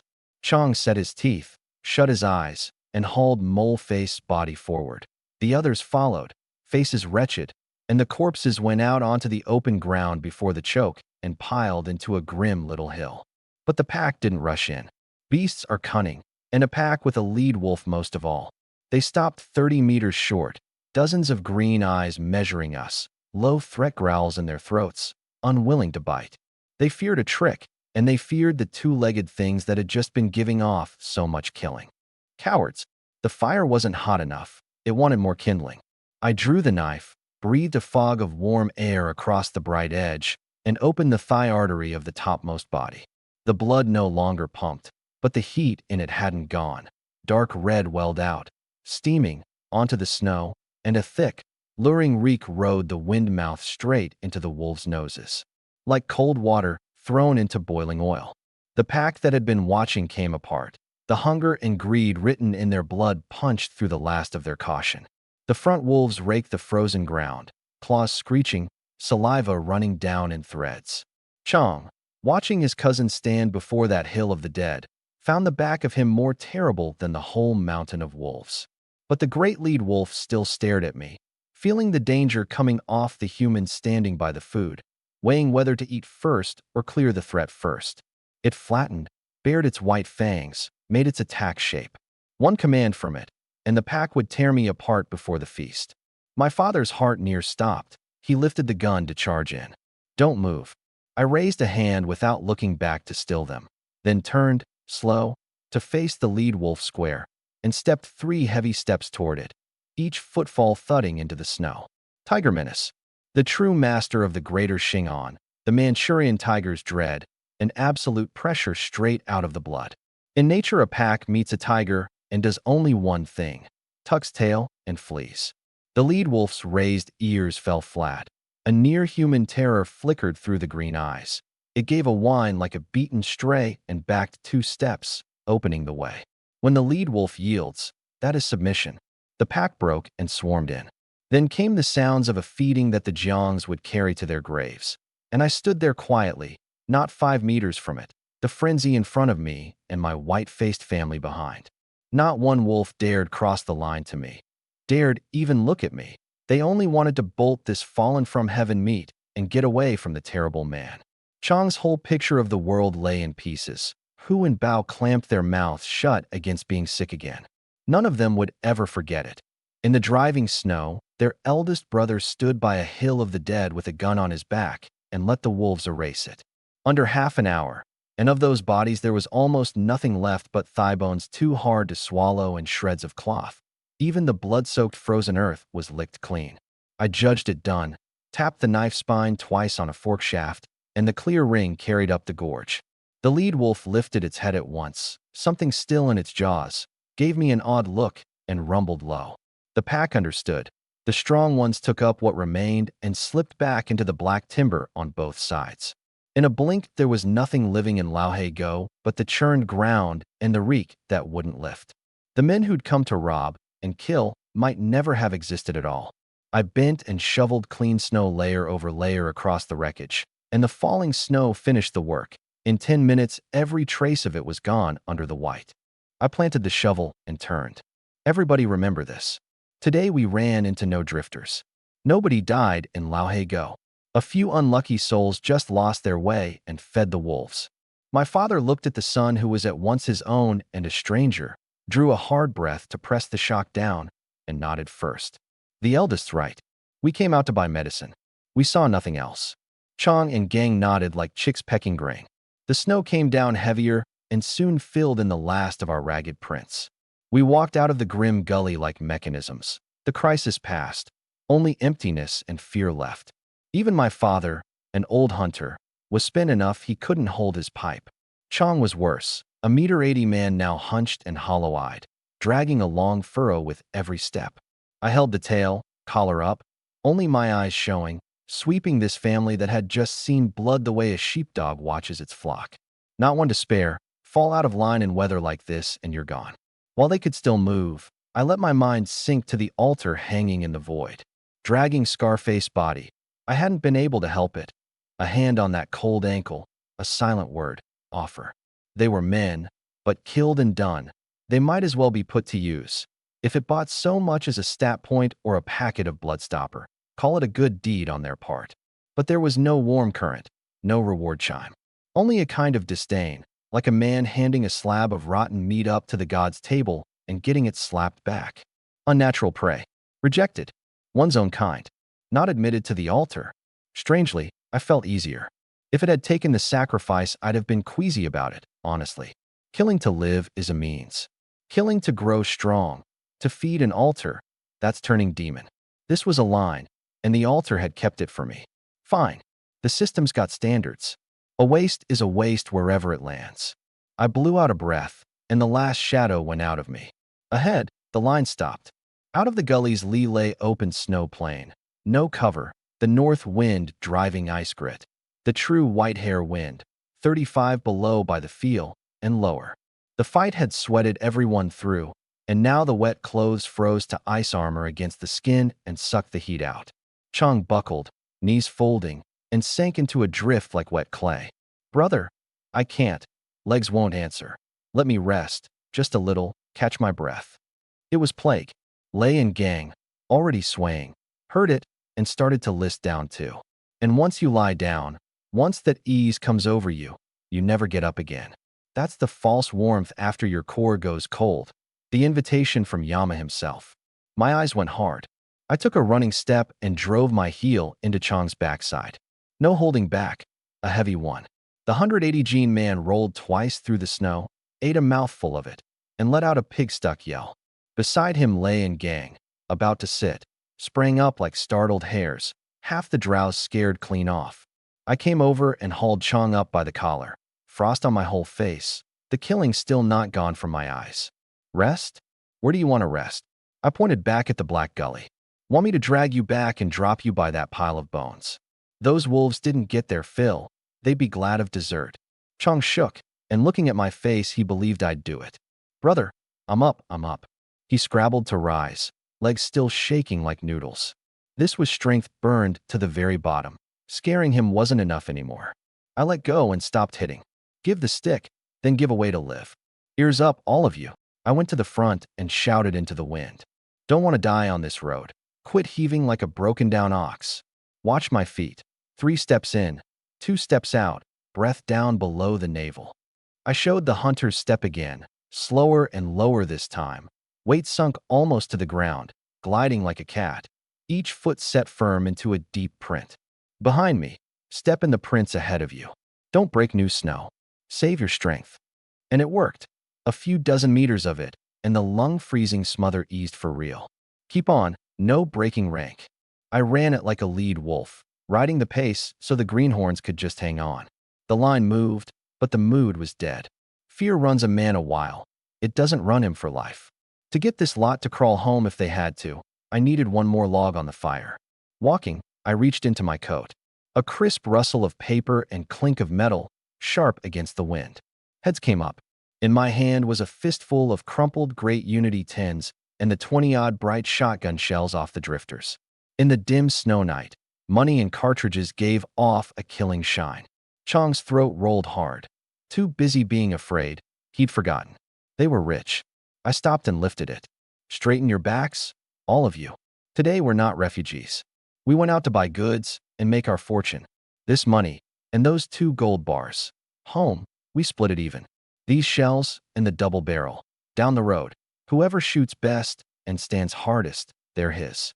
Get back to the village alive, and your men with cash in your pockets and a gun in your hands. Meet every meal, not soft touches for anyone to need. Tell me, you want to carry money home for a fat new year or not? It went into their arteries like a shot to the heart.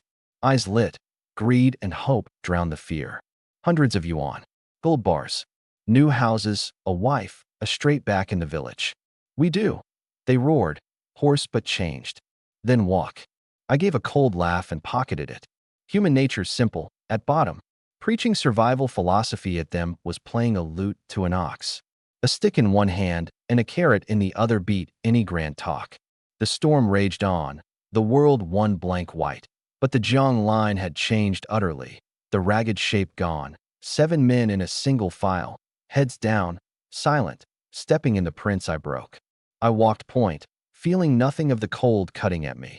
The reforged body and the cold resist did run far past ordinary men. And I could feel it gathering behind me, not the panicked scatter of sheep fleeing the wolf's kiss, but the hard, marching persistence of a pack hunting through a storm. I looked back once at the chain of prints winding over the plain, and once at the road behind, already sealed by snow. All the blood and the crime and the weakness were buried in Go. From today, the Jiangs of Kaoshan Tun had no more meek man for anyone to bully. Pick up the pace. Home to split the money. Yeah, 3 in the morning, and only a few night watchdogs whimpered in Kaoshan Tun. 7 shadows fell across the snow at the village mouth. I led, the sheepskin stiff hem knocking my thighs, my father and 5 cousins behind. No one speaking, footsteps pressed to nothing. Every brow and beard hung white with frost. Every face wore a black-red grease that wouldn't wash off. At the east end, Zhao Laonian's big black dog went suddenly wild, hauling its chain and bang, the sound shrill. I stopped and turned a cold look toward it. The dogs first stood on end, then it tucked its tail, whined, and burrowed into its house. And even from there came a smell of fear piss. Here, I looked at our own shut door and breathed out white. Straighten up. Say it the way we settled.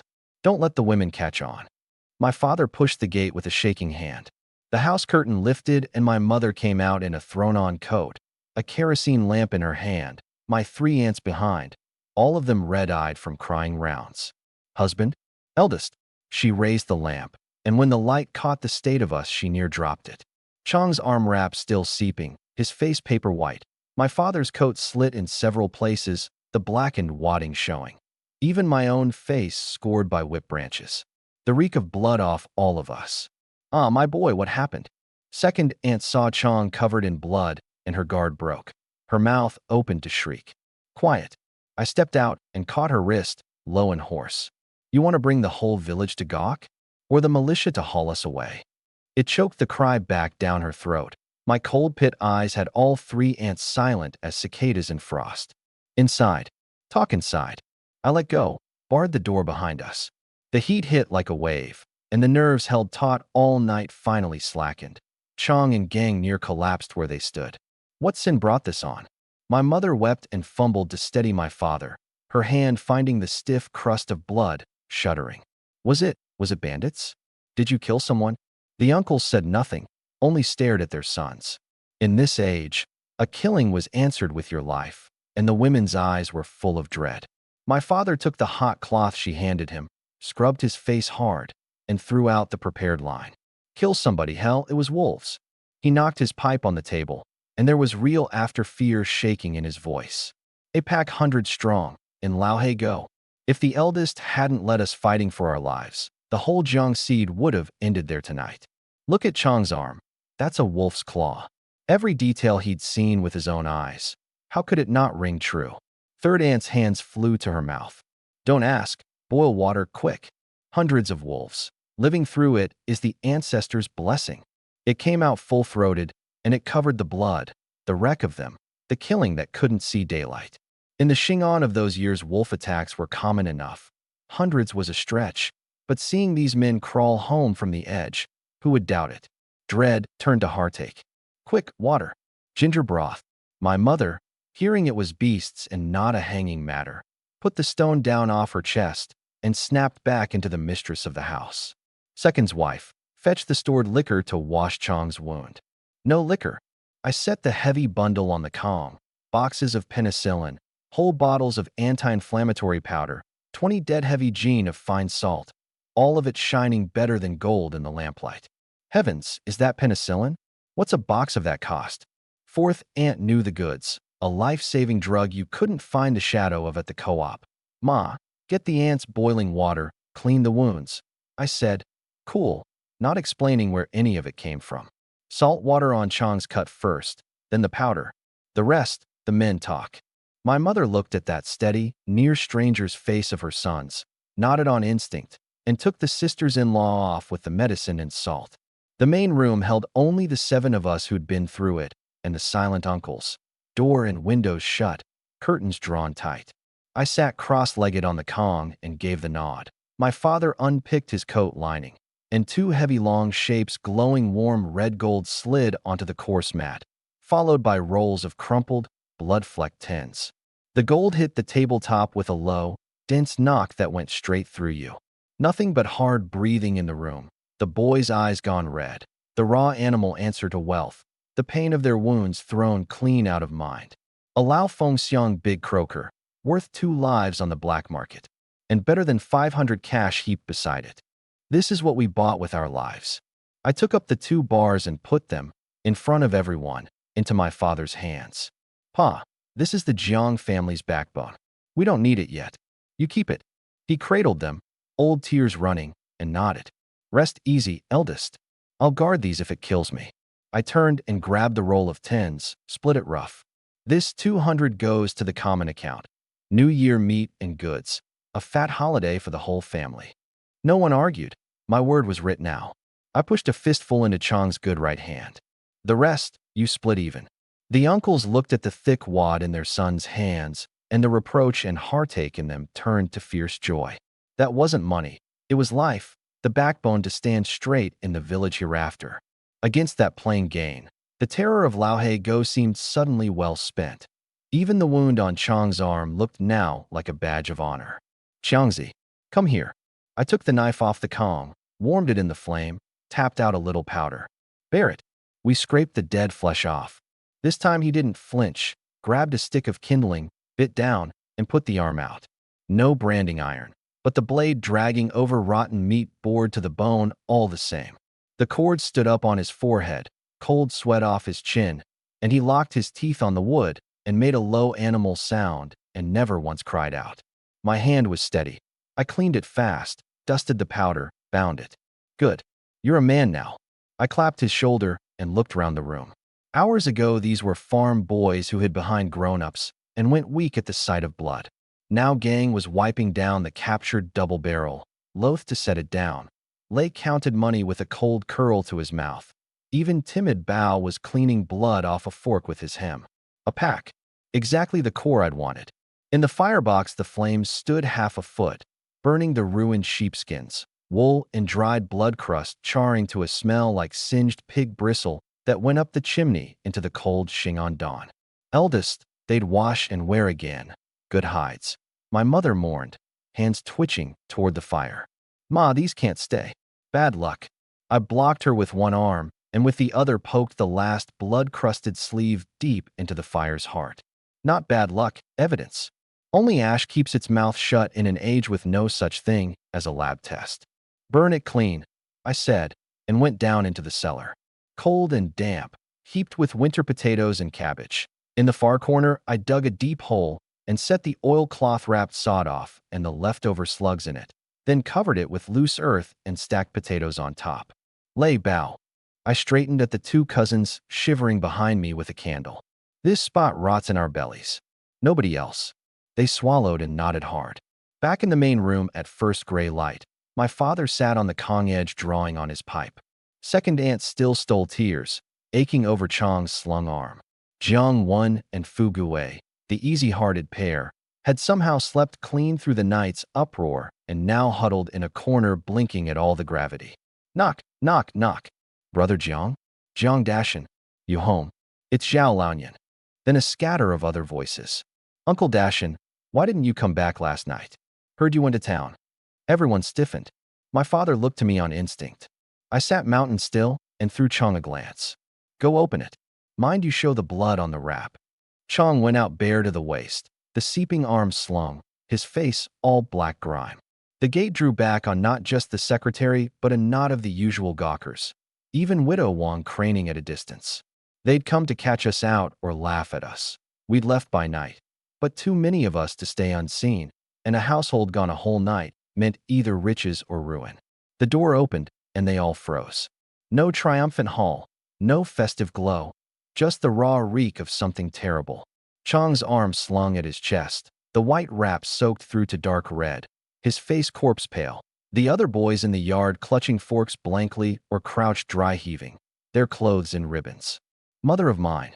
Zhao Laonian jerked back a step, near dropping his big tea mug. What happened? Get licked by a bear. My father, only now, came out slow in his slit and ragged coat. The lead actor takes the stage. Old secretary. 3 parts sob, 7 parts real after fear, and none of it faked. I near didn't see you again. We got this life back by luck. He pointed a shaking hand north. Wolves, all wolves. We thought to cut through Lauhe Go for the short way, and we kicked open a den. Green eyes over the whole mountain. Hundreds, maybe. Hundreds. A gasp went through the crowd. That's right. He slapped his thigh, spit flying. If my boy hadn't fought for his life, torch and fork out front, we'd all have been left there. Chang's arm.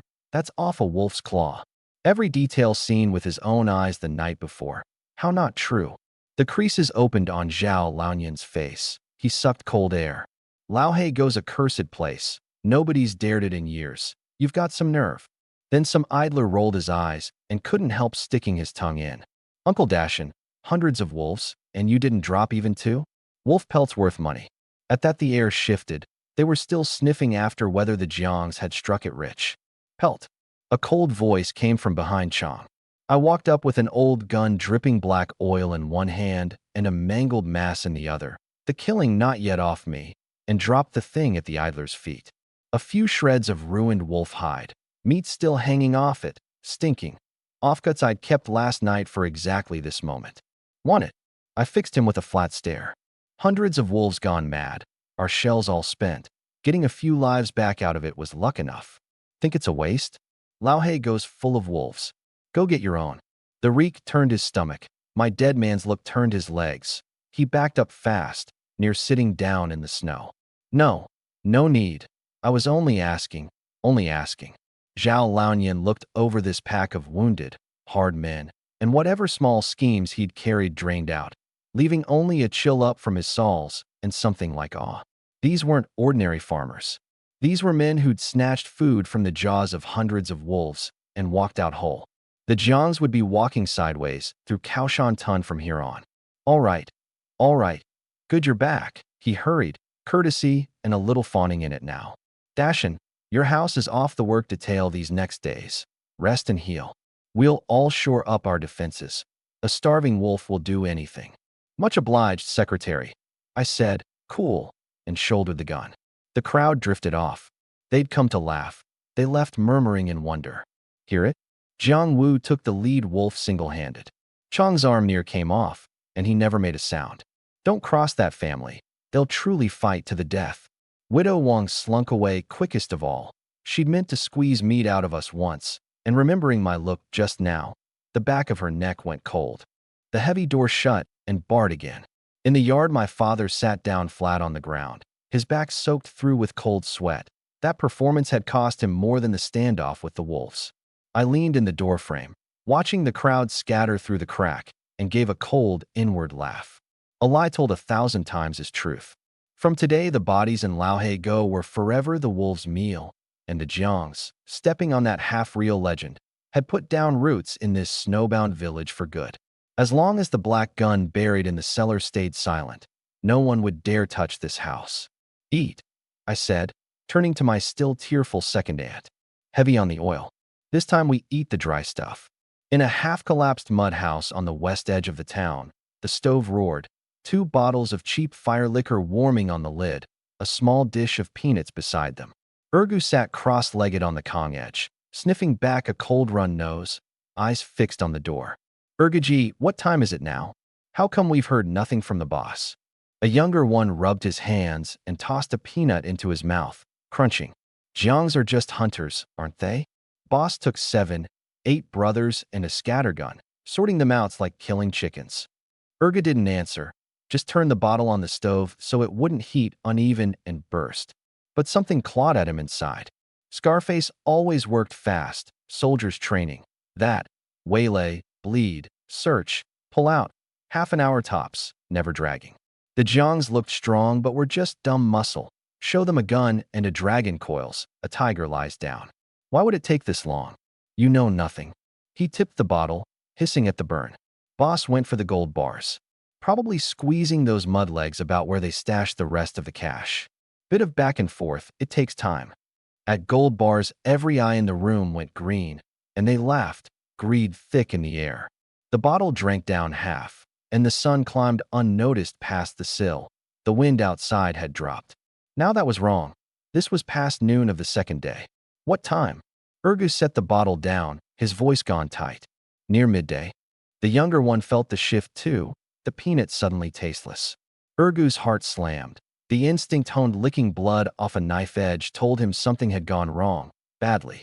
However hard the Jiang's bones, even a two-sided ruin should have sent someone running back with word. 8 grown men, guns and blades in hand. Even a bear, they'd have downed one dying.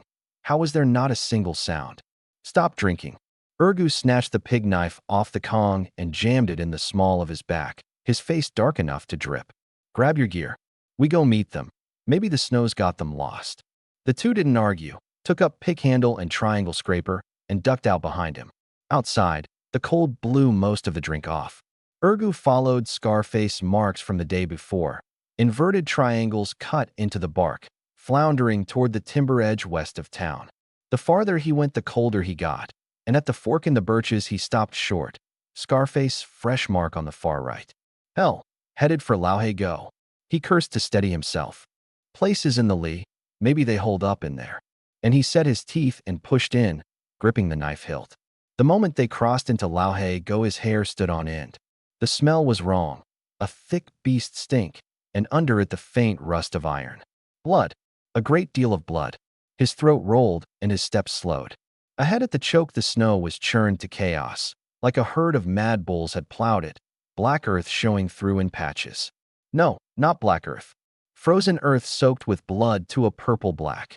One of them saw a thing in a snow hollow and turned to a trunk, retching, a length of gut, frozen stiff as gray plastic pipe, hung on the brush at waist height. Urga's calves cramped, but he forced himself a few steps on. The scene was ghastly and too clean. No bodies, not one whole human shape.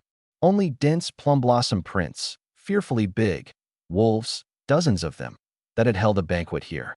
On the blood-reddened snow, he found some scraps of cloth and picked one up, shaking. Black cotton, a scorched hole burned in it. He knew it. Third's coat. Third had singed the sleeve at the stove before they set out. Now it was in tatters, the wadding torn everywhere and matted with wolf hair and blood foam. All of them gone. The younger one lifted a white face full of despair. The boss, the wolves ate them? Urga didn't speak. His eye had caught a raised hump of snow with a black thing showing at it. He went over and nudged it with his toe. A boot. Half an army boot. A brass buckle still on the shaft. Scarface's most prized thing, brought back from his service days. Never taken off even to sleep. Always polished bright. Now the toe of it had been gnawed clean away, the break ragged as if sawn, the shaft empty, not a toe left inside. Urga dropped onto the snow, the pig knife falling from his hand. Finished. Utterly finished. No. He grabbed the bloody cloth scrap like he'd been shocked. A drifter who'd seen blood, he caught a detail that split his scalp with cold. The tear in the cloth was mostly ragged, but along one edge ran a single, dead-clean cut. A knife. A fast knife and a hard hand, to open thick padding that neat. A thought too terrible to hold went off in his skull. If wolves take a man, he fights, the clothes tear. There is never a cut like this. A cut made to open the garment for the beasts. Unless the man was dead first, or crippled first. And then, the way you bleed and skin a pig, throat opened, clothes slit, set out as bait and fed to the starving pack. Destroy the bodies, erase the traces. The heavenly burial only the hardest bandits in the old tales would do. He looked up at the white all around him. The Jiangs were no flock of sheep for the killing. They were a den of devils wearing human skin, living hell kings who could set wolves to murder without a blink. Run! It tore out of him in a broken shriek, and he scrambled up off the snow, not even stopping for the knife he'd always guarded like his life. Run! Don't look back. This place is haunted. The Jiangs aren't human. The two, terrified out of their wits by the state of him, understood nothing of the cut, but ran on pure animal fear. The three of them scrambling like beaten dogs to be gone from that hell of death and blood. The wind swept through Lauhe Go, and a few flakes settled, covering by inches the broken half-boot, and with it the night's terrible slaughter and the last of 3 witnesses' nerve, sealed away in the vast white Xingan. From then on, Among the town's drifters, there was a name no one would speak, and a horror tale of a man eating go.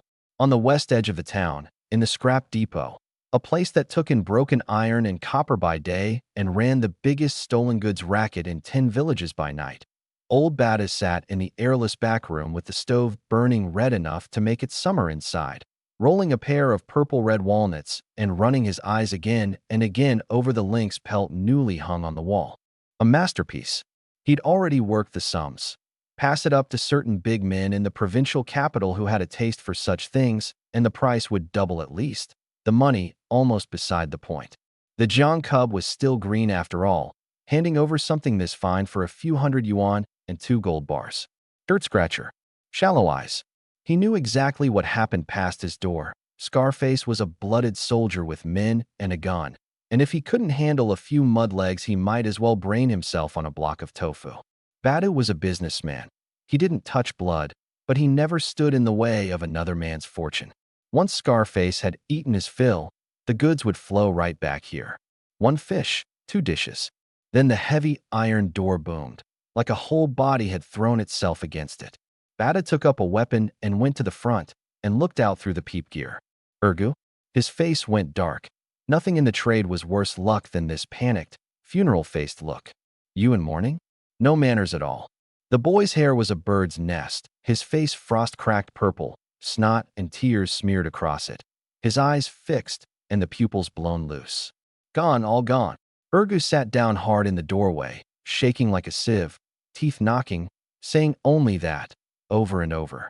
Something dropped in Badu. This wasn't a man beaten over a bad split. This was a man scared to the marrow. He crossed over, hauled Ergu up by the collar, and cracked him twice across the face. Wake up. Where's Scarface? Where are the gold bars? Did that bastard eat the deal, take the money, and run? It was the only thing he could think. The slaps brought a little focus back to the blown eyes, and Ergu looked at that dark face like a drowning man at a straw and burst out sobbing. Uncle Batu, Go is haunted. Scarface is gone. The brothers are all gone. Not a splinter of bone left. Batu's skull rang. Talk sense. That was 7, 8 grown men, with a scattergun and blades. How could they all be gone? They're gone. Shaking, Ergu drew a thing from his coat, like a scalding potato, and held it out. This is all that's left. Half an army boot. Bada knew it, Scarface. A thick beast stink and blood smell came off it. Wolf. He knew that reeked too well. A pack? You're saying wolves got them. Ergu nodded and shook his head both, half out of his mind. It was wolves. Prints all over, the ground soaked black-purple with blood. But it's wrong. Uncle, it's wrong. Wrong how? Their clothes. Scarface's coat. He dug out a crumpled scrap of black cloth. Third's coat. Look at this cut. Bada snatched it. Blood-soaked and frozen stiff as tin. An old hand who'd worked hawks his whole life. He had a poisonous eye, and he held it close. Most of the edges were ragged, teeth torn. But on the innermost side, next to where the skin would be, ran a cut a good 3 inches long. Clean, flat, not a hair of fray, still sharp, even soaked, and iced over. His hand twitched. That was no wolf tooth. A wolf's tooth is a cone, and it tears. It never leaves a line like a tailor's shears. That was a knife. A fast, keen knife, opening thick padding in a heartbeat, going straight for the vitals. A picture assembled itself in his rusted old head, whole and terrible. This was no beast accident. A man had struck first, used the knife to cripple third, to cripple Scarface and the rest, made them bleed, made them unable to move. And the blood was the invitation, sent to every wolf for 100 li. And then the man had stood high and cold as a spectator and watched the pack tear the still living men to pieces. A heavenly burial. This was no hunter with a strong arm. This was a devil in human skin, a living hell king who could set wolves to killing without a blink. Jiang Dashin. That old fool had barely brought home a roe deer in years of hunting. Impossible. Bada wheeled and stared at the empty stretch of wall where the pelt hung, and Zhang Wu's parting look from the day before flashed through his mind. No fear in it, no greed, only the flat cold of a man looking at the dead. He'd taken it then for a cub who didn't know how high the sky was. Now he saw it plain. The boy had had it all in hand. He'd dug the pit and waited for Scarface and his fools to jump in. Vicious hand. Deep mind. His back was soaked through. Borrow a knife to kill, then erase the corpses. Let the police come. Let Scarface, big brother from the county, come. Face a gully of wolf dung and splintered bone, and they'd turn up nothing. A case with no witness left alive. And if he himself had gotten a crooked idea in this shop yesterday, meant to swallow that fat sheep whole, was it not his own bones scattered out there now? His throat went dry, his legs soft. Uncle, what do we do? If the county brother asks, Urga half-sobbed. Bada snapped awake. This could never touch him. And he'd never go near that Jiangwu. That kind either doesn't move, or moves to wipe out a family entire. He had a household of his own. No sense crossing a killing star over a few dead ghosts. He shoved the bloody scrap into the red stove. The flame took it greedily, and a foul char filled the room. Listen. He turned, the killing plain on the usually smiling face. Scarface and them drank too much cat piss, walked the night road, and fell into a wolf den by accident. Understand? Huh? Urga froze. Understand this. Bada booted him in the chest. Want to live? Keep that mouth sealed. This has nothing to do with anyone, nothing to do with us. An accident. Fate. Urgu clutched his chest, watched the cloth burn to ash, and nodded hard. Understood, an accident. Bada took up his walnuts again, but his palms were slick and they wouldn't turn. And, he said, low, forced through his teeth, send word round. Tell every fool cub in this town, from now on, you see anybody named Jiang from Kaoshan Tun on the street, you give them the whole width of the road. And tomorrow, get a few good hands and clean that site. I'll pay well. The stove crackled on. The cloth that could have opened the truth was gone to ash. He looked out at the white and knew that from today the weather of the whole district's underworld had turned. A man nobody could touch had, on Scarface 8 lives, set a bloody boundary stone down on this black earth. Not that he lacked nerve. A businessman just has no reason to stand under a falling wall. The hard fear the reckless. The reckless fear the man who won't keep his life. True in any age.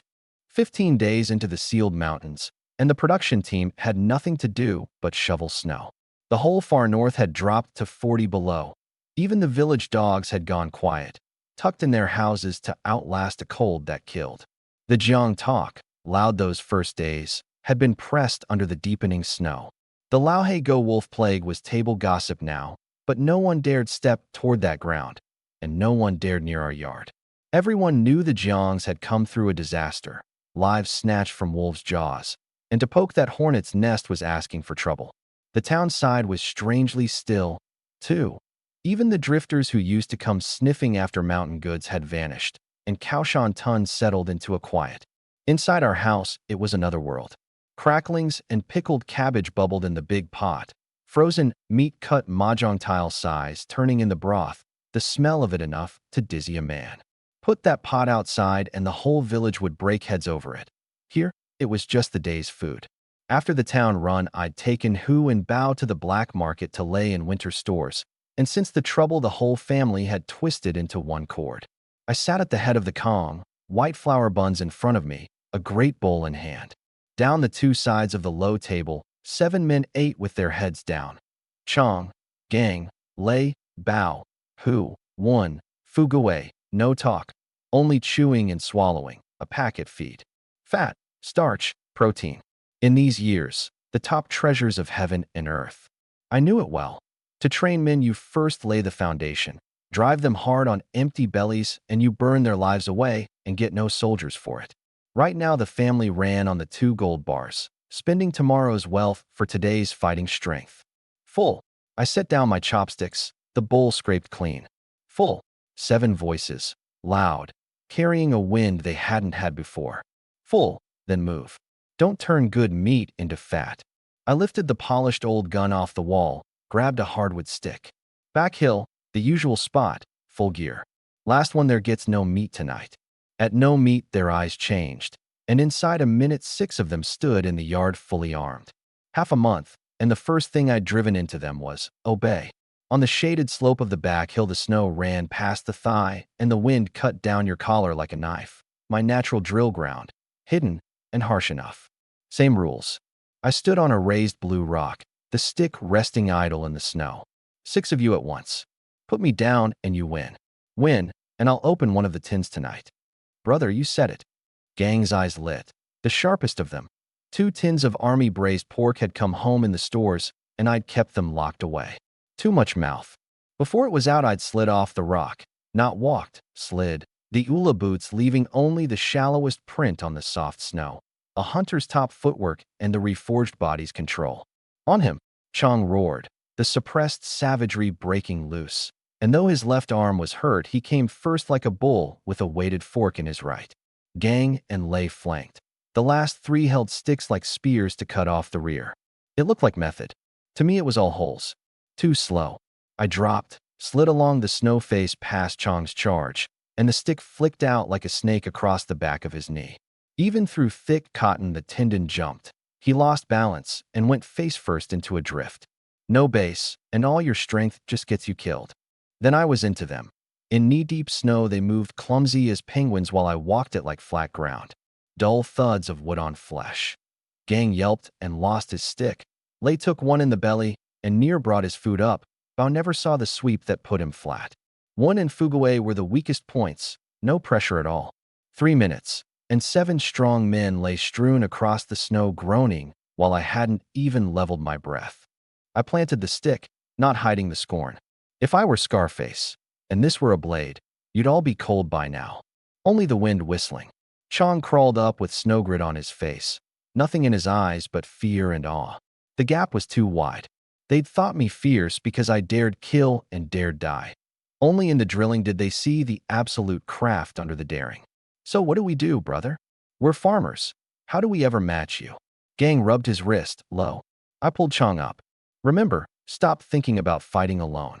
Why is a wolf pack terrible? Not the size of them. Because they know how to work together. I held up 3 fingers.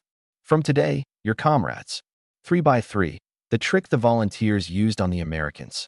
We don't learn the whole of it, just the skin, and the skin's enough for these mountains. For the next 2 hours, my flat, hard commands rang off the shaded slope. Who? You're the lead wolf. You go for the throat. Front position, fork at your waist, not over your head. The waist is where power comes fastest. Lei, Bao, you're the wings, mind Chong's flanks. He gets surrounded. You fill the gap with your lives. Gang. He snapped upright here. The drill already a reflex. Your hands steady. I tied 2 red bricks to the muzzle of his wooden gun. His arms sank, the barrel near hitting the ground. This old gun is yours from now on. Our shells are precious.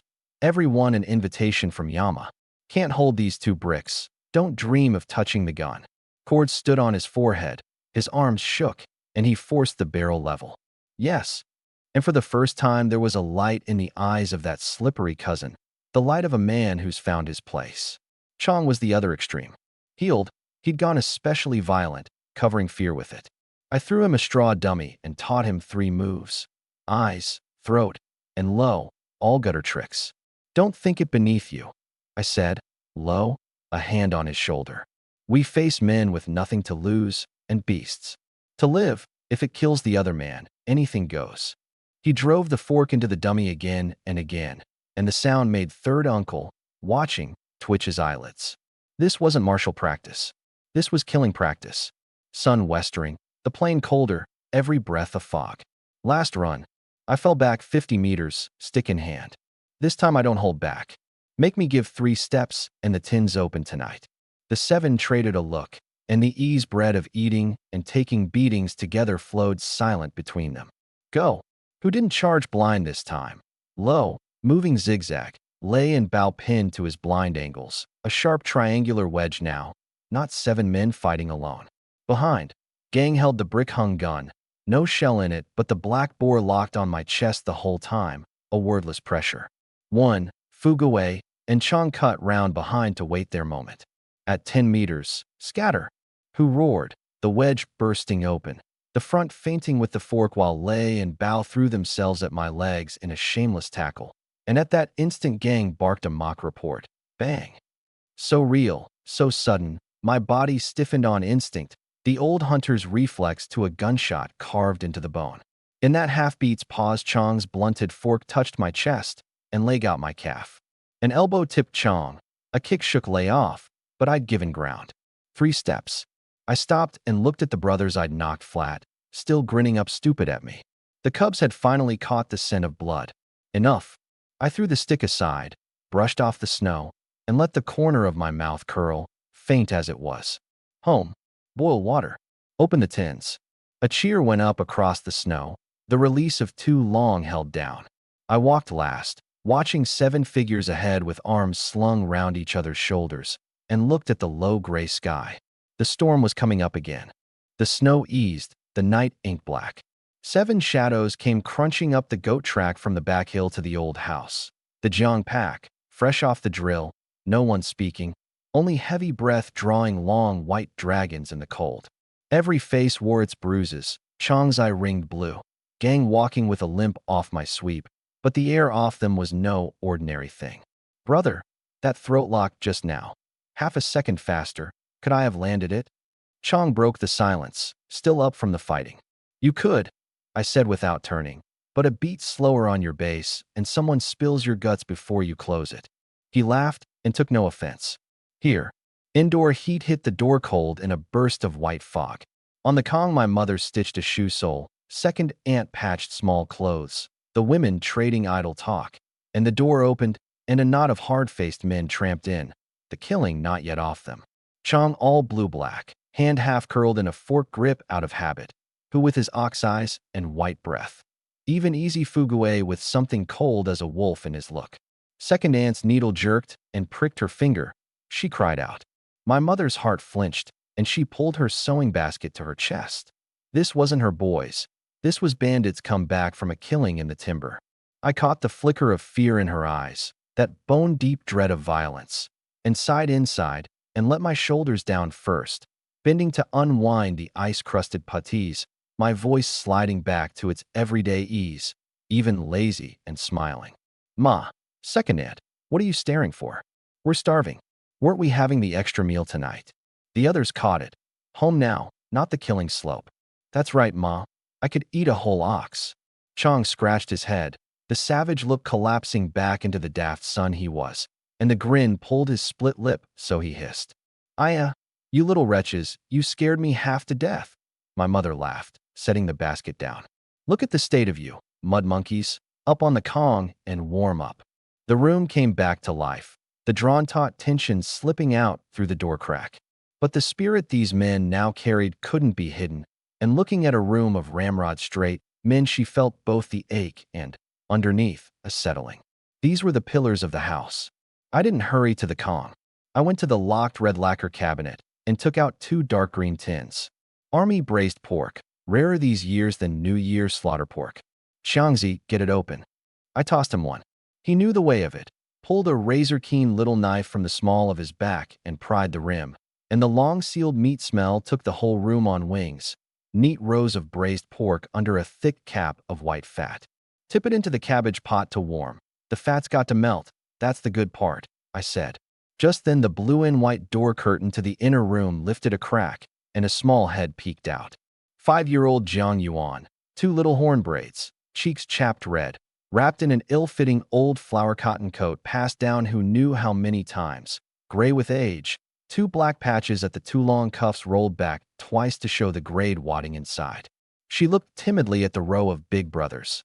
Chang's crew had come in fierce, and she hadn't dared. But the braised pork smell was too much, and the greed pushed the fear down. Those black grape eyes fixed on the tin, wanting to come, not quite daring, small hand clenched on the curtain.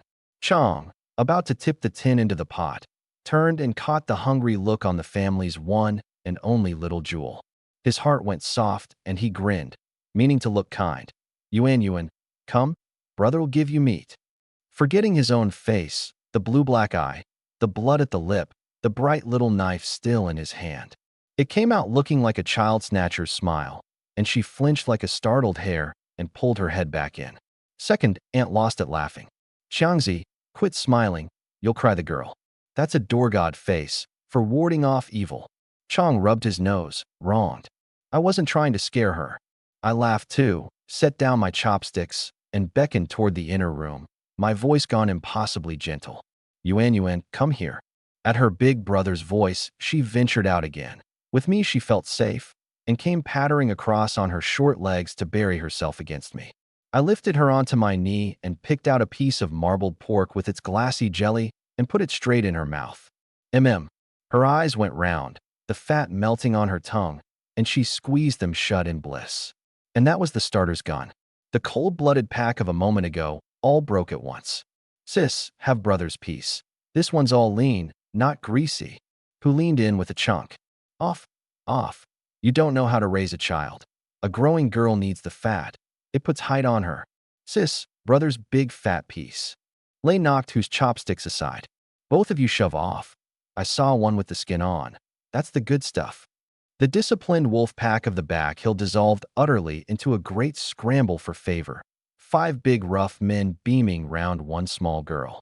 Yuan, cheeks stuffed like a squirrel hoarding grain, giggled at her usually stern eldest brother and her now foolish cousins.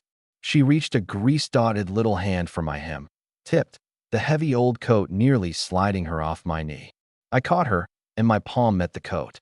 Hard, cold, thin. 100 family coat. The poor dress a child in cast-offs and scraps from relatives to beg a little piece. And the wadding at the worn cuffs had gone black and matted, no warmth left in it.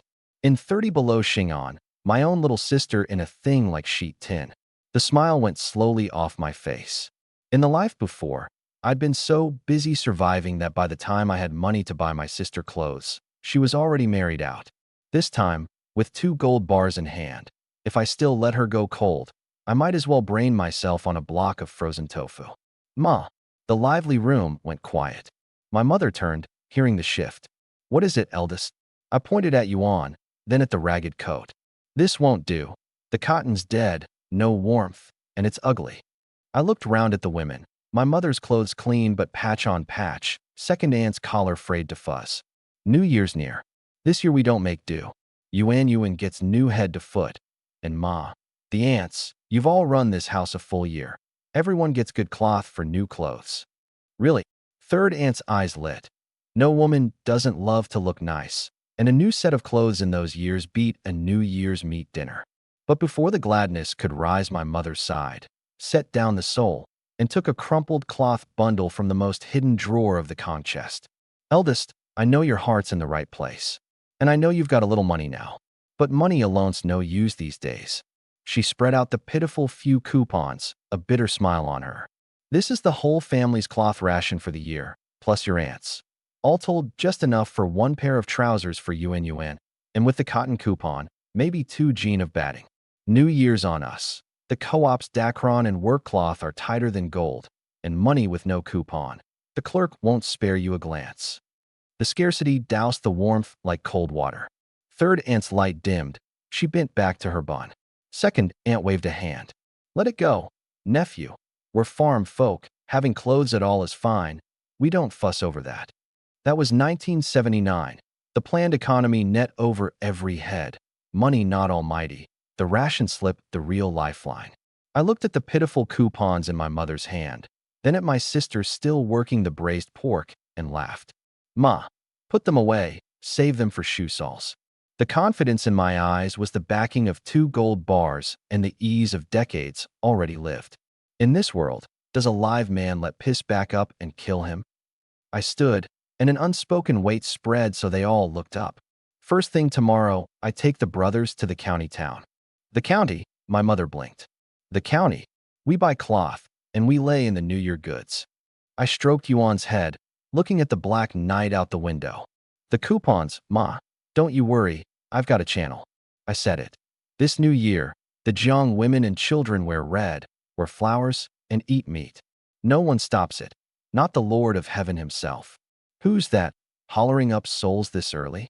Secretary Zhao Laoyan, an army coat thrown on, drew the bar half asleep, and the moment the door cracked a thick meat smell drove up his nose, and his belly's greedworm growled.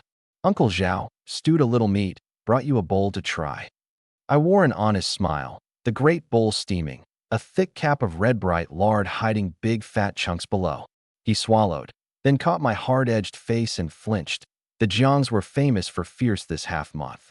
Nephew, this is... He didn't dare reach for it. I'd like to borrow the team's 2-horse sled, run to the county for New Year goods. I nudged the bowl forward. Feed's ready. Good stuff. With bean cake. At bean cake, his last hesitation went. That was precious stock feed a man wouldn't eat himself. Done, done. He took the bowl and stepped aside. Horses are in the shed. Your second uncle's the driver. Hitch them yourselves. Early out, early back, looks like more snow. Anyone else borrowing the village's most prized animals, and he'd have cracked their skull with his pipe. For me, he even pointed out the thick horse blanket in the corner. Take that too. Don't let the horses freeze. Fear and respect both. To not look small in town, the cousins had dug out their best, still patch on patch, but washed pale and clean, hemp at every waist, sharp-looking. All of you, listen. I stood at the sled. Short sticks at the belt, nothing else showing. Forks, knives, all under the hay in the sled bed. Not till it's life or death does anyone flash steel. Understood. I swung up, cracked the whip in a neat flourish, and the two chestnut horses blew white and drove the heavy sled out of the yard, kicking up snow dust toward the town. I sat cross-legged at the front, whip working, the brothers packed in the hay behind. Fugaway huddled in a corner, hands in his sleeves, eyes rolling, and slipped a frozen pear he'd swiped from the sill that morning out of his coat, black and hard as an iron ball. While everyone argued happily about how big the county co-op was, he sneaked a bite. But the sled bucked over a wind-hardened snow ridge, the whole bed pitching up, and the frost-slick pear shot out of his hand. My pear. A glutton reborn, he let go the rail and lunged after it.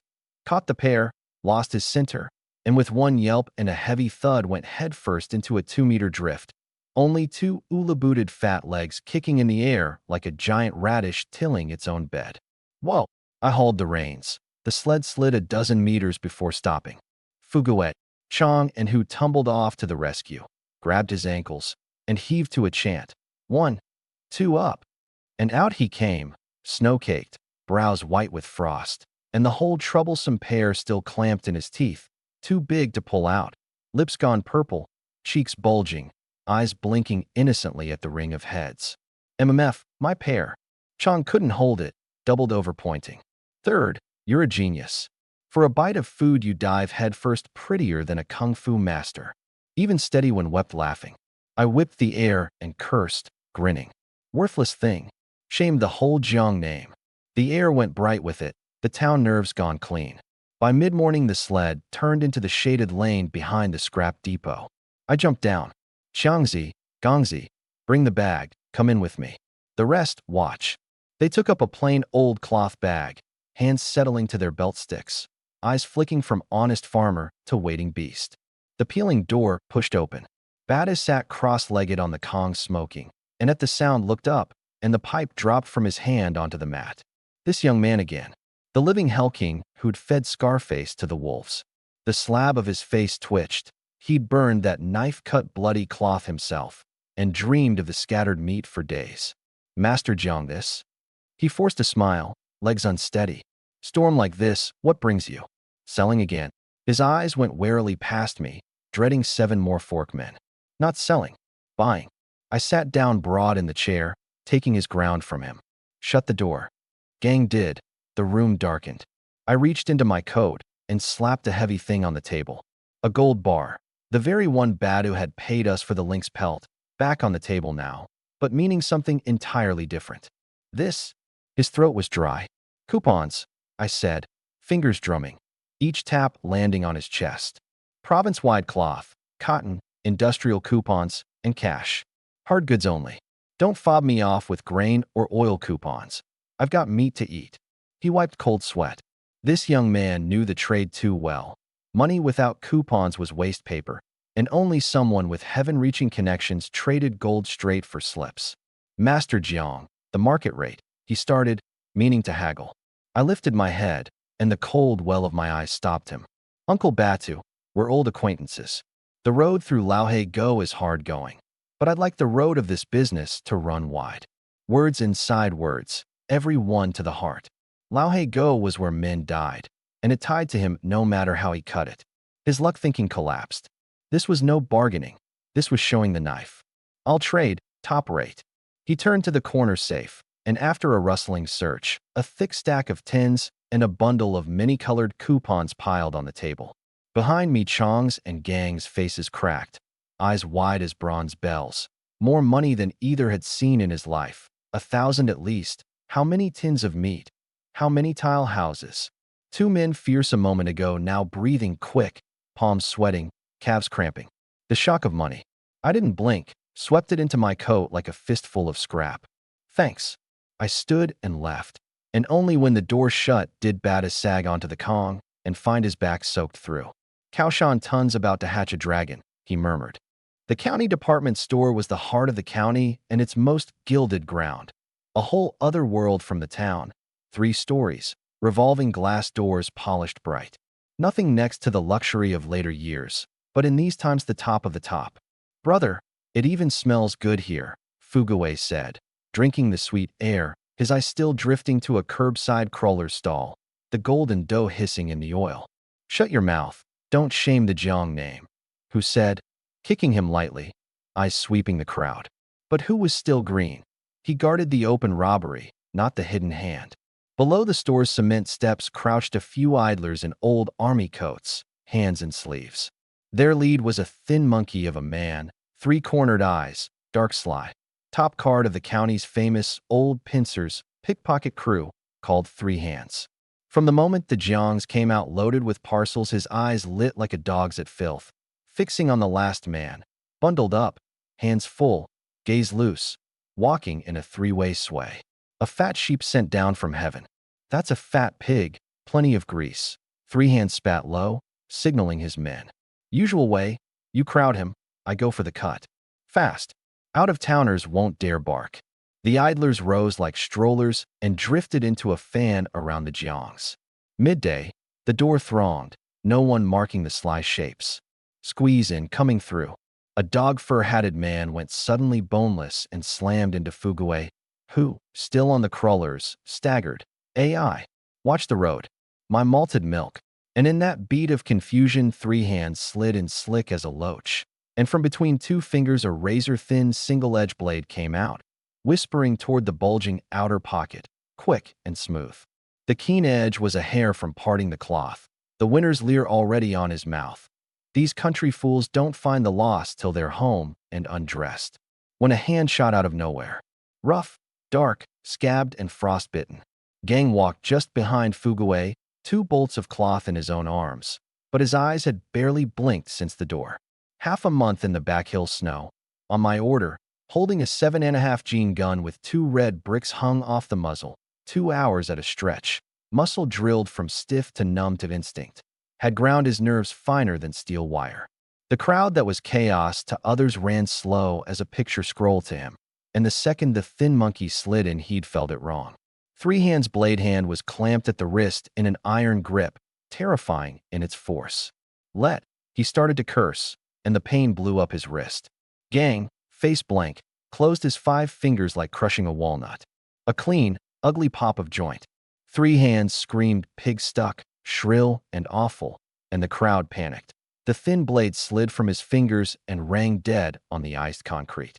Only then did Fuguwe catch on, look at his near-gutted pocket, go white, then flush with rage. Son of a, you meant to lift my money? Gang said nothing, only held the wrist up like a chicken bound for the pot, eyes cold on the twisted face. It stunned the other idlers stone. These honest-looking farmers moved so black, so fast. Hell, the marks got teeth. The dog fur hat one recovered quickest, tore his coat open on a bright pig knife wrapped with black tape at the hilt. Nobody moved. Let him go. And blades came out around them. A triangular scraper, a half-length of iron pipe, 1 man gripping a screwdriver. Ring them. 5 or 6 closed the Jiangs in. Onlookers, seeing steel, scattered wide with a wail. Country bumpkins didn't ask whose ground this store is. Dog fur hat's face all menace, the knife weaving. Wise up. Leave what's in your hands for the doctor's fee, or you go out of this circle sideways today. Bullying out-of-towners who feared trouble. Most farmers facing this paid to be spared. And truth be told, in those years certain departments carried pitifully little weight, and the streets ran wild. Facing bare steel, Gang didn't blink, only pressed the pulse harder. Ah, it's broken, my hand's broken. 3 Hands thrashed, streaming. And the other Jiang's response chilled the tough's blood. No scream, no plea, not a flicker of panic. Except Fugue still clamping his malted milk, Chong, who lay dropped their cloth and cotton to their feet almost as one. Then the footwork crossed. Bao stepped left, who filled right. Lei fell back to shield Fugue and the goods. And in a blink 7 men stood back to back in a tight iron ring with no dead angle. The 3x3 I'd knocked into them with a stick for half a month. Whose hand went to the short hardwood stick at his belt. Chong dipped his head, coiled to burst out and lock a throat. The toughs were still jeering, but meeting those eyes their hard words jammed in their throats. Not the look of men sizing up men. The look of hunters sizing up prey, cold with a thin thread of eagerness under it. A butcher seeing the pig, a hunter seeing the netted wolf. Dog Fur Hat's knife hand went slick with sweat. These were farmers? More men on his side, steel in hand, and still no floor under his heart. Friends, which road are you off? A hoarse voice from the crowd's edge. A middle-aged man in a black wool coat walked in, close-cropped, 2 bright iron balls turning in his left hand, right in his pocket. Plain enough to look at, but the pickpockets saw him and went mouse before cat. Masterly, masterly, these out-of-towners crippled monkey's hand. Dog Fur Hat called like a man saved. This was the district's boss of bosses, Buddha Lee to the trade. He'd watched a while from the tea house, taken it for his men opening a little meat, and now saw they'd kicked iron. He didn't answer them. His practiced I swept the Jiang's stance, and his pupils shrank. A pro knows at a touch. That back-to-back defense, that unshaken nerve, that blood smell that wouldn't hide. No ordinary farm hands. These had seen red. Half a life in the Jiang who had taught him one law he trusted above all. Sooner cross Yama than a mad dog. Sooner a mad dog than one of these quiet killing stars. His eyes came at last to me, who hadn't moved, at the front of the ring, hands empty, coat open over a half-old cotton jacket. No guard up at all, just standing loose and looking at him flat. And that flat look landed on Buddha Lee like the eye of a great striped tiger. His iron ball stopped. He swallowed. A cold sweat soaked his shirt. Absolutely not to be crossed. A crack. Nobody expected it. Buddha Lee backhanded Dog Fur Hat across the face, hard enough to spin him and split his lip. You blind dog. You'll ram anybody? Tired of living. The toughs froze. The crowd froze. He crossed fast to me. All smiles. No fight left in him. This gentleman. My men don't know Mount Tai when it's in front of them. They've offended you good men. He drew a fistful of coupons from his coat, with 2 crisp tins pressed on top. Buy the brothers some cigarettes. Clear off the bad luck. Lee's apology. I didn't so much as look at the money, only chin toward Gang. Let go. Gang's hand opened and 3 hands folded like mud, clutching a wrist gone blue, scrambling behind Buddha Lee, not daring to look at us. Move. I took the money, low, and the men bent as one, gathered the parcels, reformed the line. Not a word extra, not a wasted motion, a pack of silent wolves passing through a flock. The toughs and the crowd opened a wide road, and we walked straight through, eyes front. Only when the patched coat backs vanished up the street did the smother lift off everyone. Buddha Lee's face slackened. He found his iron balls soaked with sweat. Masterly, was that called for? 7 men. Dog Fur Hat, sullen. A crack. Buddha Lee backhanded him again, hurting his own hand. Called for? You fool. He pointed the way I'd gone, his own hand shaking with after fear. Look at them again. Ordinary men. We move a hand just now, and none of us goes home standing today. From now, eyes open. You see men in patched coats with hemp belts. You go the long way round. 2 streets on, round a corner, sure no one followed. Fugue let out a huge breath and sat down on a snowbank, cheeks still shaking. Scared me to death. Brother, those men had knives. But Chong wasn't afraid. He looked at his own hands, then at unbothered Gang, and something new blazed in his eyes. Confidence. Before, coming to the county, they'd hugged the walls and swallowed insults. Today, even the county's local snakes had bowed and apologized to them. Gongzi, that was slick. Who punched him, flushed. Gang smiled his honest smile, rubbing the sore wrist. Nothing. Compared to holding up bricks, that boy's wrist was brittle as a reed. I stopped and looked back at their excited faces. The fire had caught. Only after real events would the cubs understand. The so-called rules are made for the weak. Strong enough, hard enough, and the world clears a road for you. True anywhere. Straighten your backs. I held my sister's new coat close and looked out at the vast snow plain. Remember, we don't start trouble, but we don't fear it. Anyone tries to ride on our heads, we pull his guts out and strangle him with them. Chong finished on instinct, fierce light in his eyes. I laughed. Home. New Year. The two chestnut horses blew, for hooves flying. The packed snow road crunching under a moving treasure mountain. A sled heaped high with big peony quilt facing, bundled dark work cloth, bulging sacks. It was the hour every house lights the stove. Under the old elm at the village mouth, its crown half sheared off by wind, the usual crowd of idlers and women slurped thin porridge over pickles. Poor hills, mean water. The only winter amusement was other people's business. Whose cart? All that stuff. Sharp-eyed Zhang Motzi wrapped his pipe on his sole and squinted. That's the team's chestnut team, and the Jiang eldest on it? Heavens, look at those sacks bulging. How much did they buy? The crowd went off like a kicked pot. Midwinter, the mountains sealed, the lean gap before the harvest. A sled like this hit the village like a bomb dropped in the cesspit. Envy, jealousy, greed in 100 looks. Kaoshan and its district were poor even for a poor province. Zhao Laonian himself no rich man. The cousins carried no weapons but sat broad on the goods, eyes hard, and idlers who edged up to finger the cloth pulled their paws back. Well now, isn't that our own Jiangwu? A sour voice. Widow Wang shoved out of the crowd, her hanging eyes red-veined with envy and grudge. The shame of the failed meat borrowing still sat in her. That sled's 1,000 yuan, easy, she pitched loud on purpose. We honest farm folk work a whole year just to fill our bellies. No one's heard the Jiang sit on a gold mountain. So how does one trip out haul back all this? Her eyes crawled venomous over the cloth. Better not be some shameful business. Light-fingered goods carried home. Drag the whole village's name in the mud, and that won't do. Poison. The envy round her curdled. The whispers started like rats gnawing. That's right. Everyone knows the Jiang's poor bones. All that money, where from? Not speculating, surely. I sat on the shaft bench, didn't lift an eyelid, playing with the whip like I couldn't hear a dog bark. Provocation at that level wasn't worth my temper now. Screw your crooked wind. A roar, Widow Wang near dropped her bowl. Fugaway, the meekest and greediest, who used to fear raising his voice at anyone, stood straight up on the sled, clutching his 2 red tins of malted milk, face red with feeling and fury both. He'd watched me put the county toughs down, watched what money does, and his back was straighter than anyone's. Wipe your eyes and look clear. He jabbed at her nose, spit flying 2 meters. My big brother led us and traded mountain goods for this with our own hands. Everything smells of blood and sweat.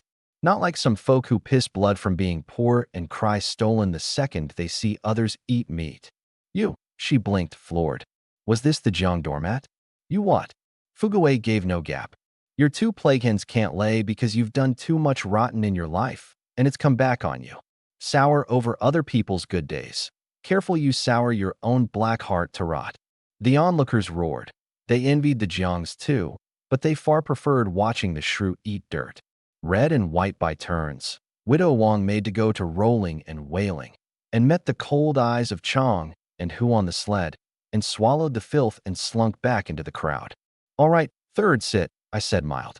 Fugaway grinned like a victorious rooster and plopped down with his tins, delighted. So this was how good it felt to curse a body with a straight back. What's this?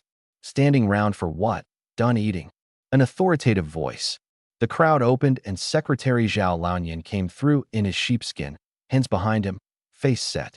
His old eyes gouged Widow Wang once, then fell on my loaded sled, and even a man who'd seen much couldn't keep his eyelids from jumping.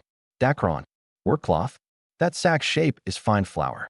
He'd come at the ruckus fearing trouble, and found the Jiang eldest not only fine but risen. This family was climbing to heaven, a landlord in the old days, and only the times had saved them a struggle session. The sternness hadn't left his face, but he was already weighing how to play it. Press them a little, or... Then I jumped down light, an easy, warming smile on me, no trace of the earlier cold. Uncle Zhao, I was just coming to find you. I reached into my coat, and 2 bright reds of great front cigarettes and a bottle of fin liquor with a red silk ribbon came out plain in front of the whole village. A ripple of indrawn breath went through the crowd. Today we owed it all to the team's good horses, strong legs, or we'd never have managed the goods, I said, open. This bit of smoke and drink is my respect to you, and the horse and feed fee for the team. Sorry to trouble you in such cold. One stroke, and I'd given him the whole village's face. See? The Jiang strike it rich, and the first respect goes to the secretary. The boy knows the rules and hasn't gotten above himself. He blinked at the heavy gift, caught the drift of the liquor, and the creased old face bloomed like a chrysanthemum. This one knows how to do things. Aya, you child, too polite. He took the smoke and drink no less quick for the words, tucked them into his sheepskin, patted the bulging pocket. All one village, we help each other, but since it's the horse fee, I'll take it on the team's behalf. That said it. Gift taken, back straight, he wheeled on the gawkers. What are you all looking at? Jiang Wu earned these goods hunting, by his own skill. Anyone wags a tongue behind him. Don't blame me for docking work points.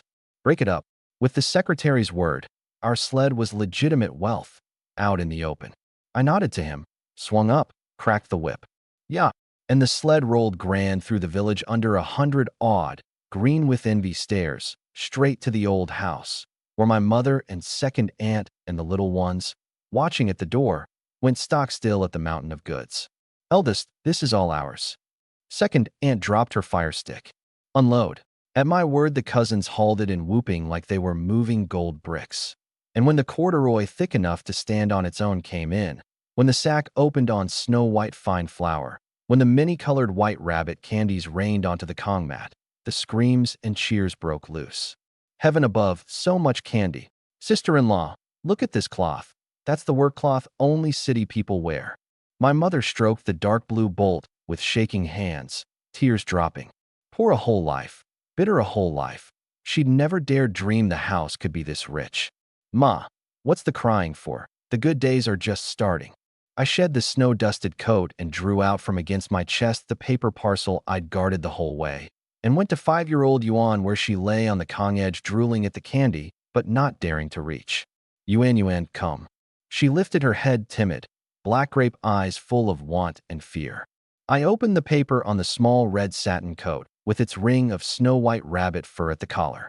Big brother, is this for me? Her little mouth parted, unbelieving. Yes, for our little princess. My nose stung. I crouched, clumsily gathered her in, stripped the ragged old thing off her, and put her in the red coat. It fit perfectly. In it she was carved out of powder and jade. A blessing child stepped out of a New Year print, the fur collar setting off her flushed cheeks. Brother, warm, it's really warm. She spun on the Kong, clapping. My mother pressed her hand to her mouth and cried, smiling. Chong and who leaned in the doorframe chewing candy, watching, grinning like fools, their eyes gone a little red. Outside, the north wind still howled and the snow still flew. But inside that mud house the stove burned high, and every heart in it was filled full. On New Year's Eve, 1979, the two freshly lacquered gates of the old Jiang house stood open, a red lantern hung under each eave. Higher, higher. It's crooked, left, that's it. Jiang craned his neck, holding up the long red and black spring couplet, breath pluming. Up the stepladder Fuguei, in a brand new dark blue work cloth coat and 1,000-layer cloth shoes, blew on his hands and spread the paste even. I'd had the old scholar in town write the thing. Characters big as wash basins, strokes like knife cuts. Snow seas, deep forest, tigers and leopards lie hidden. Wind and cloud, the appointed hour, the true dragon is made. Crosspiece, the Jiang family shall rise. In the yard 5-year-old Yuan, in her red satin rabbit fur coat, was a little red carp leapt out of a New Year print, pocket stuffed fat, a white rabbit candy clinched in each fist, running crunch across the snow, trailing a string of silver bell laughter. A few villagers passing craned to look, envy plain on them. A winter ago the girl would have been wrapped in sacking huddled on the Kong. Where would that spirit have come from? The kitchen was loud as a state canteen. 2 big iron pots going, one rolling water, the other burbling great chunks of wild boar belly slick with oil. My mother in a new apron, face lit pink, cleaver going chop on the filling. Sister-in-law, isn't there too much fat in this? That basin's got 2 gene of lard in it, surely, second aunt said, kneading dough, wincing at the extravagance. In those years oil was dearer than meat. A household stuffed dumplings heavy on cabbage, light on meat, and dabbed oil on with the tip of a chopstick to say it was there. It's the eldest's idea, my mother said, the crow's feet at her eyes blooming, hands never stopping. No grease in the belly, no strength in the body. It's New Year, so let the men and children eat their fill. At the board, I was prying open a tin of luncheon meat with the bayonet, slicing it thick, laying it on a plate, a ribboned bottle of fin liquor standing beside it. A spread like this, never mind Kaoshan Tun, it would have been rich for a cadre's table in town. Sun westering, the Jiangs arrived in a stream. The 3 uncles' households, wives and children in tow, better than 20 souls packing the main room. In years past, the men would file in and start sighing, fretting next spring's seed and fertilizer, the bride price to marry off a son. Today they came through the door with their backs straight, the new cloth whispering as they moved, and the sound of it alone lifted a man. Big brother, eldest uncle. They greeted my father, but their eyes kept sliding to the inner room. The curtain lifted and I came out in clean blue cotton, hair cropped to a neat crew, and the noisy room went quiet. The offering table before the ancestral tablets had been rubbed to a shine and set with a lavishness never seen. A plucked fat pheasant gleaming bare, a great block of wild boar boiled soft and steaming, 5 snow-white fine flour buns, the just opened fun. My father stood at the front, 3 tall joss sticks in his hand, and lit them at the candle, the smoke curling up. By old rule, the first stick belongs to the eldest son of the main line, the head of the house reporting the year's harvest to the ancestors. Every eye was on him. He looked at the red-tipped sticks, at offerings he'd never have dared imagine, at half a life of being meek and cowed and afraid. And without a son like this, who would have dreamed of a spread like this? He drew a breath as if making a great decision, and instead of stepping forward, he turned to face me. The whole room stilled. Eldest. His voice was hoarse but oddly loud. This year, the first stick, you offer it. The 4 corners of the room went stunned. Second uncle opened his mouth. Third uncle yanked his sleeve hard under the table. In the countryside, this meant handing over power, that from now on, the one whose word ran in this house had changed. I looked into my father's cloudy, resolute eyes and neither refused nor made a show of it, stepped up, and took the 3 sticks in both hands. Something changed in me then. If the everyday Jiangwu was a bloodied knife drawn from its sheath, this was a silent mountain. I raised the sticks overhead and dropped to both knees. A thud. Behind me the uncles knelt first, then Chong, Hu, Gang, the 7 wolves of the new generation, going down in one line. A whole dark room of Jiangs bowing to the tablets. Ancestors of the Jiang family, above us. My voice ran low through the room. Unworthy grandson Jiang Wu swears this day. Having taken the Jiang blood, I take the Jiang fortunes, rise and fall. From now on, so long as I have a bite of meat, no one in this family drinks broth. So long as I stand, the storms of the greater Xing'an don't cross this door. I knocked my forehead to the floor, and in that instant my sight changed.